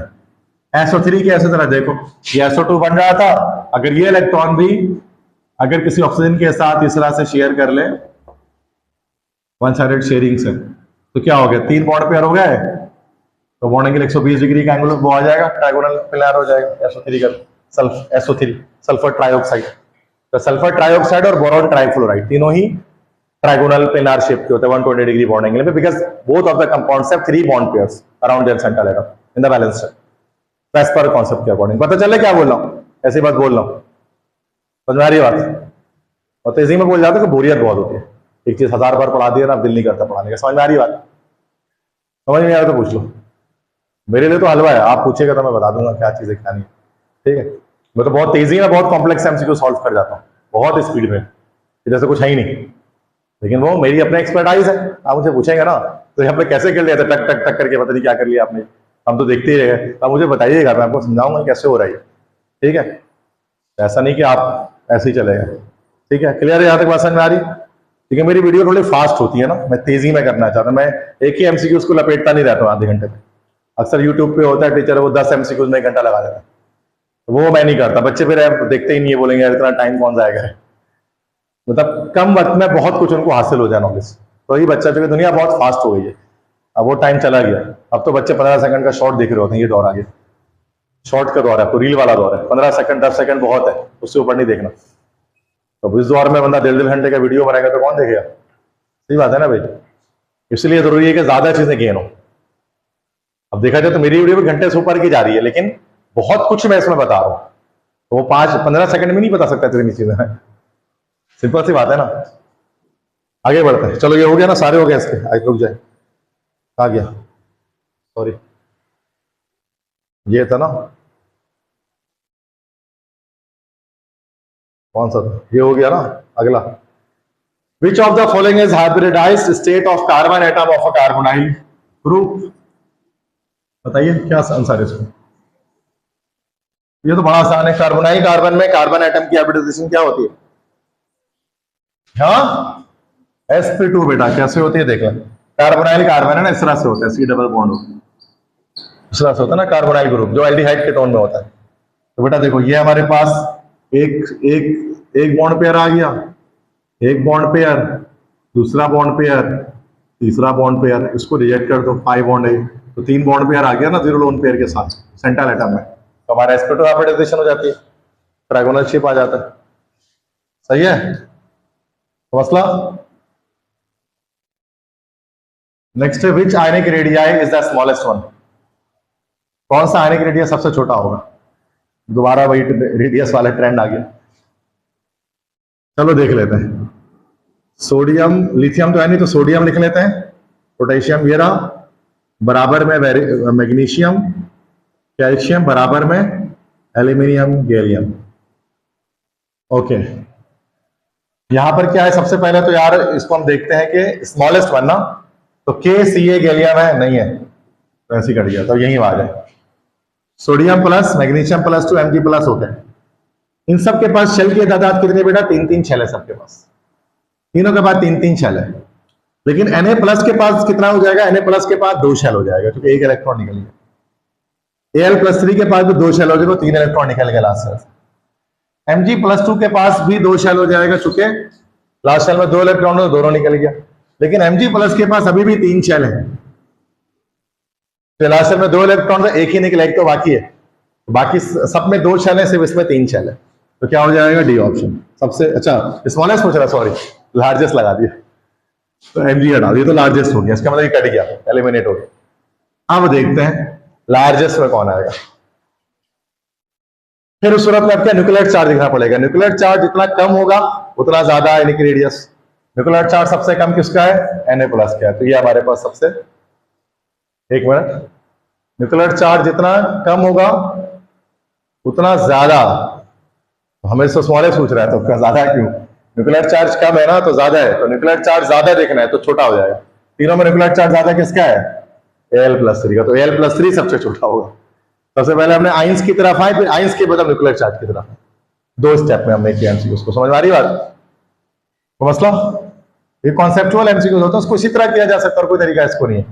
तब भी ऐसा आता है, मैं कैसा फौरन से टेबल बनाता हूं, मैं फौरन से ट्रेंड चेक करता हूं, क्योंकि 1000 तरह से एक एमसीक्यू को पूछा जा सकता है। आप उठा लें 500-500 एमसीक्यू, सिर्फ आपको ये दिखाई देगा, ऐसा ऐसा, जिसमें रेडियस, एंथैल्पी, फला डिमका दे रहा हूं, तो ये आपके लिए इसको क्या होता है, ट्रेंड नेक्स्ट क्लास में पढ़ेंगे तो समझ में आ जाएगा। नेक्स्ट है, the reason of highest electronegativity value of fluorine is dash, fluorine की हाईएस्ट इलेक्ट्रोनेगेटिविटी क्यों है, बोले D smaller size and higher nuclear charge in the respective period, सही है, डी ऑप्शन, बाकी तो नहीं होगा, हाँ बाकी नहीं, तो मसला आगे बढ़े 24। Okay, valence shell electron pair repulsion theory explains dash, क्या एक्सप्लेन करता है, बोले जरूर से बोले, C option shapes, bond energy तो नहीं करता, सिर्फ डी शेप करता है बस, बॉन्ड एनर्जी नहीं करता, डी नहीं हो सकता। Which of the following has sp3 hybridization, अब तो आ गया है, सी, बी, डी ना, तो डी सही से बोले, डी होगा ना। The factor which is not affecting bond length, bond length पे क्या फैक्टर अफेक्ट कर रहा होता है भाई, एक तो हमारा पोलैरिटी कर रहा होता है, इलेक्ट्रोनेगेटिविटी कर रहा होता है, बॉन्ड लेंथ कर रहा होता है, तो प्रेजेंस ऑफ मल्टीपल बॉन्ड ये अफेक्ट करता है। नेचर ऑफ हाइब्रिडाइजेशन ये भी कर सकते, बॉन्ड एनर्जी को तो करता है, देखते हैं, डिफरेंस इलेक्ट्रोनेगेटिविटी ये तो करता ही है, ionization energy of the 2 bonded atoms, ionization energy, nature of hybridization yes भी ही हो जाएगा, ठीक है। हाइब्रिडाइजेशन की वजह से हमें बॉन्ड लेंथ का एक्सप्लेनेशन नहीं होती, बॉन्ड एंगल को तो इंपैक्ट करता है वो, लेकिन बॉन्ड लेंथ पे इंपैक्ट नहीं कर रहा होता हाइब्रिडाइजेशन, ठीक है। नेक्स्ट है, which of the following has a coordinate covalent bond, इसमें से कोऑर्डिनेट कोवेलेंट बॉन्ड एलिमिनेशन कर दो, नमक में तो होता नहीं, कैल्शियम ऑक्साइड आयनिक बॉन्ड होता है, वाटर नहीं होता, तो NH3BF2 हो सकता है। ये वो लेविस स्ट्रक्चर में बनाते हैं ना, जैसे NH मैं बता रहा हूँ ना, NH3 हो गया, ये हो गया लोन पेयर, अभी BF3 हो गया।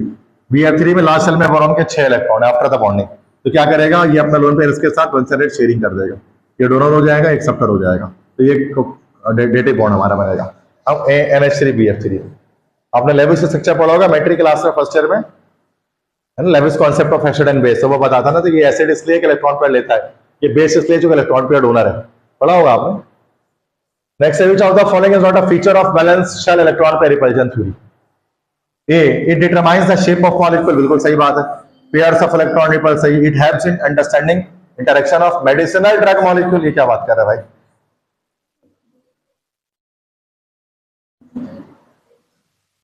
पता नहीं, सी छोड़ते हैं अभी। D, only known pairs participate in determining geometry of molecule, नहीं, अब डी भी है,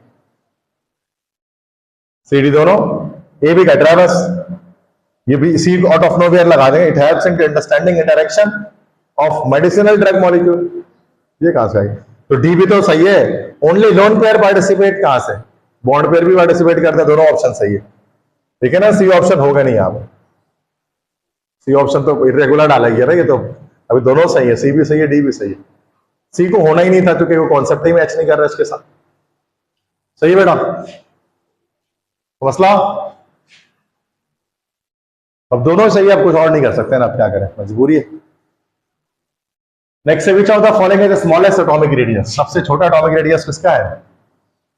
अभी तो शायद हाँ सल्फर ना, अभी पीछे गया एमसीक्यूज ये वाला, ये UHS में दोबारा से आ गया। सल्फर का सबसे छोटा है स्मॉलेस्ट एटॉमिक रेडियस। एक minute, sulphur, magnesium, oxygen, sulphur, sodium, magnesium, हाँ सही है, सल्फर ही होगा। Diamagnetic behaviour of fluorine molecules due to the presence of dash. Diamagnetic क्यों होता है? जब पेयर्ड इलेक्ट्रॉन आ जाता है, हाँ। तो पेयर्ड इलेक्ट्रॉन तो है, अनपेयर्ड की वजह से पैरामैग्नेटिज्म आती है, पता है ना आपको ये, तो सी और डी तो नहीं है, अनपेयर्ड इलेक्ट्रॉन तो हो नहीं सकता क्योंकि paramagnetic behaviour, sorry diamagnetic behaviour की बात करें तो पेयर्ड इलेक्ट्रॉन। पेयर्ड इलेक्ट्रॉन किसमें होंगे? डी में होंगे कि पी में होंगे? Diamagnetic behaviour of fluorine molecule, तो डी तो आते ही नहीं है ना इसमें, बी ऑप्शन हो जाएगा। Paired electron in P orbital, P orbital में पेयर्ड इलेक्ट्रॉन की वजह से फ्लोरीन के मॉलिक्यूल के डायमैग्नेटिक बिहेवियर होता है। ये तो हमारा कॉन्सेप्ट है एमओटी का, मॉलिक्यूल ऑर्बिटल थ्योरी का, जो हम यहाँ पे डिस्कशन नहीं कर रहे थे, सिलेबस से आउट है। वो पूरी एक डायग्राम बनती है ना F2 की, याद, उसमें तो हम चेक करते हैं पेयर्ड है कि अनपेयर्ड है। डायमैग्नेटिक बिहेवियर F2 फ्लोरीन के मॉलिक्यूल का इसलिए होता है कि जब हम इसकी एमओटी डायग्राम बनाते हैं, एमओटी डायग्राम, तो सूरत में क्या होता है, एमओटी डायग्राम बनाने पर सारे पेयर्ड इलेक्ट्रॉन आ जाते हैं, ठीक है, और सूरी डायग्राम बनती है उसके जरिए हमें पता लगता है, तो that's why B option correct हो गया। क्लियर है? नेक्स्ट है, which one of the following molecule है जीरो डायपोल मूवमेंट? मूवमेंट नहीं होता, मूवमेंट होता है, ठीक है। जीरो किसका होगा? CO2 का, तो 10 बार चला गया ये। विच of the following compound shows shortest carbon hydrogen bond length? सबसे छोटा CH का बॉन्ड किस में पाया जाता है? CH बॉन्ड तो सब में, methane, ethylene, acetylene, ethane. Shortest किस में होता है कार्बन हाइड्रोजन बॉन्ड लेंथ?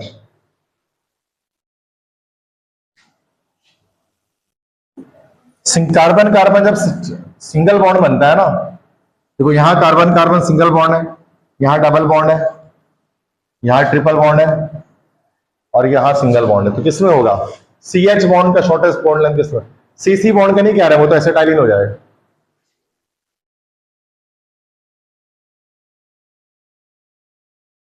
भैया तो यहां पर देखें तो सिंपल, यहां पर क्या हो जाएगा आंसर हमारा? बी ऑप्शन हो जाएगा, एसिटाइलिन। एसिटाइलिन से मुराद क्या हो गया हमारा? इथाइन हो गया। Carbon triple bond, carbon hydrogen hydrogen, तो ये बॉन्ड लेंथ शॉर्टेस्ट होता है जब कार्बन कार्बन ट्रिपल बॉन्ड होता है, ठीक है। अब चूंकि देखो मिथेन और इथेन में चूंकि सिंगल बॉन्ड आ गया ना A और D में, दैट्स दोनों ऑप्शन एक वक्त में करेक्ट हो नहीं सकते थे, इसमें कार्बन कार्बन डबल होता है, तो बी ऑप्शन हमारा हो गया। क्योंकि एक्सट्रीम वैल्यू हम चेक कर लेंगे, चूंकि शॉर्टेस्ट की बात कर रहे हो, तो इथीन तो कहीं से भी ऐसे भी नहीं होगा, सही है। तो या तो सिंगल बॉन्ड होता या ट्रिपल होता, और सिंगल दो जगह पर है तो ट्रिपल करेक्ट आंसर हो गया लॉजिकली, बिना कुछ पढ़े भी हम आंसर लगा सकते हैं। नेक्स्ट देखिए, which one has the lowest bond energy? इसका बॉन्ड एनर्जी सबसे कम है, सबसे ज्यादा तो HF का होगा, सबसे कम किसका होगा, HI का हो जाएगा। ये तो घुमा घुमा के ऐसे बहुत बार पूछ लेते हैं। नेक्स्ट है the total number of electron pair present in the valence shell of central atom is, central atom in valence, अच्छा इन वाटर लिखा है, वाटर में कितने हैं, टोटल देखो ऑक्सीजन है ना 1 2 3 4, इलेक्ट्रॉन पेयर 4 है ना टोटल, 2 बॉन्ड 2 लोन है, सही है, तो बॉन्ड लोन दोनों टोटल पूछ रहा है। Next which one of the following molecule है पिरामिडल स्ट्रक्चर, पिरामिडल स्ट्रक्चर किसका है, NH3 अमोनिया का है, क्लियर है। नेक्स्ट क्वेश्चन है which one of the following molecule है zero dipole movement, zero dipole movement किसका है बेटा, BF3 का। The unhybridized p orbital in sp2 hybridization is dash, sp2 में unhybridized p orbital क्या होता है, in the same plane, no, out of the plane, parallel to, perpendicular to sp2, D option ना, unhybrid वाला perpendicular होता है। The shape of an ammonia molecule is dash, हाँ linear angular, tetrahedral ही, चूंकि मैंने बताया था आपको कि पिरामिडल की ही एक टाइप है, टेट्राहेड्रल की ही टाइप पिरामिडल और वो है एंगुलर बेंड, तो टेट्राहेड्रल लगा सकते हैं, रेगुलर टेट्राहेड्रॉन नहीं है, पिरामिडल वाला है, ठीक है। नेक्स्ट से the paramagnetic behaviour of molecule such as oxygen molecule can not be explained by dash, paramagnetism आपको पता है वैलेंस बॉन्ड थ्योरी एक्सप्लेन नहीं करता बीबीटी, इसी वजह से एमओटी आई थी molecule orbital theory to explain the paramagnetic behaviour of oxygen molecule, तो ये है नहीं कोर्स में हमारे, अच्छा ढाव में आ भी गए 2024 में, लो बेटा ढाव वाले तो थोड़ा सा करते थे 2024 में, हाँ जबकि सिलेबस में नहीं था ये, फिर भी डाल दिया उन्होंने, down out of syllabus topics दिए थे, IBS सक्कर नहीं देता, सबसे अच्छी बात उसकी है। अब देखो ना ये है ही नहीं, 2024 में भी नहीं था, MOT तो आज भी सिलेबस में नहीं है, तो ये कहाँ से डाल दिया उड़ा के, डाला ही नहीं था, लेकिन कोई शोर शराबा करे फायदा कुछ नहीं होता, आ गया तो आ गया, लेकिन IBS सक्कर नहीं डालता, उसकी सबसे अच्छी बात है 2 साल से तो नहीं डाला, 2025 में भी नहीं डाला उसने, 24 का रिकंडक्ट जो हुआ था उसमें भी नहीं आया, ये टेस्ट रिकंडक्ट हुआ था 2024 में, दूसरी बात ये पहला वाला है तो लीक हो गया था, समय यही पेपर तो लीक हुआ था। नेक्स्ट था structure of primary amine is dash, primary amine, amine RNH2, तो यही स्ट्रक्चर होता है ना RNH2 का, सिंपल पिरामिडल ही होता है, तो पिरामिडल स्ट्रक्चर हो जाएगा ना, क्या हो जाएगा, टेट्राहेड्रल पिरामिडल, बी ऑप्शन।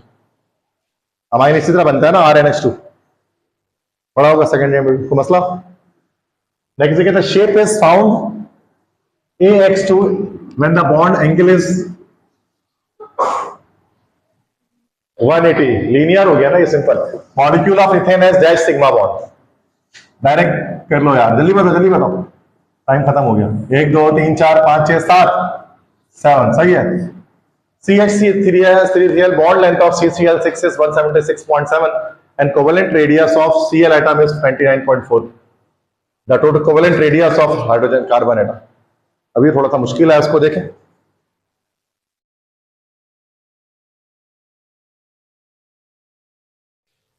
अब ये जो है ना थोड़ा डिफिकल्ट है, नम्स में आया ना 2024 का बड़ा खतरनाक पेपर था नम्स का, बहुत ही मुश्किल है, मैंने 2 बार रिकॉर्ड किया था नम्स का टेस्ट ना, तो एक बार तो मैंने बल्दिया कैंपस में रिकॉर्ड किया जब आया था, तो वो बहुत ही ज्यादा उसमें गलतियां रिकॉर्डिंग हो गई थी, उसके बाद जाकर फिर मैंने घर पे दोबारा से एक बार रिकॉर्ड किया था, आज भी आज ही नम्स का टेस्ट सबसे डिफिकल्ट टेस्ट था, नम्स की हिस्ट्री का 2024 का, 25 का टेस्ट तो काफी आसान था।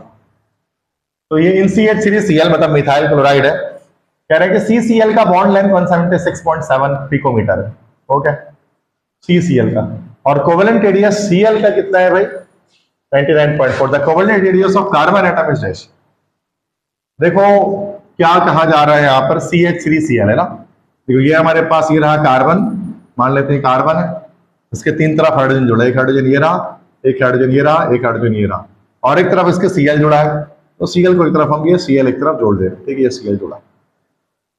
Bond length of CCl is, ये हमारे पास आ गया, ठीक है। अब ये जो बॉन्ड लेंथ आ रही है यहां से लेकर यहां तक, दोनों के सेंटर्स के बीच में, दिस इज 176.7 पिकोमीटर, और Cl का जो है वो कितना है 99.4 है कोवेलेंट रेडियस, मतलब जब Cl एक Cl से मिलता है, जब Cl एक दूसरे Cl से अगर मिलेगा तो इसके दोनों सेंटर के बीच में जो हमारे पास फासला आएगा ये कितना आएगा बेटा, 99.4 पिकोमीटर का।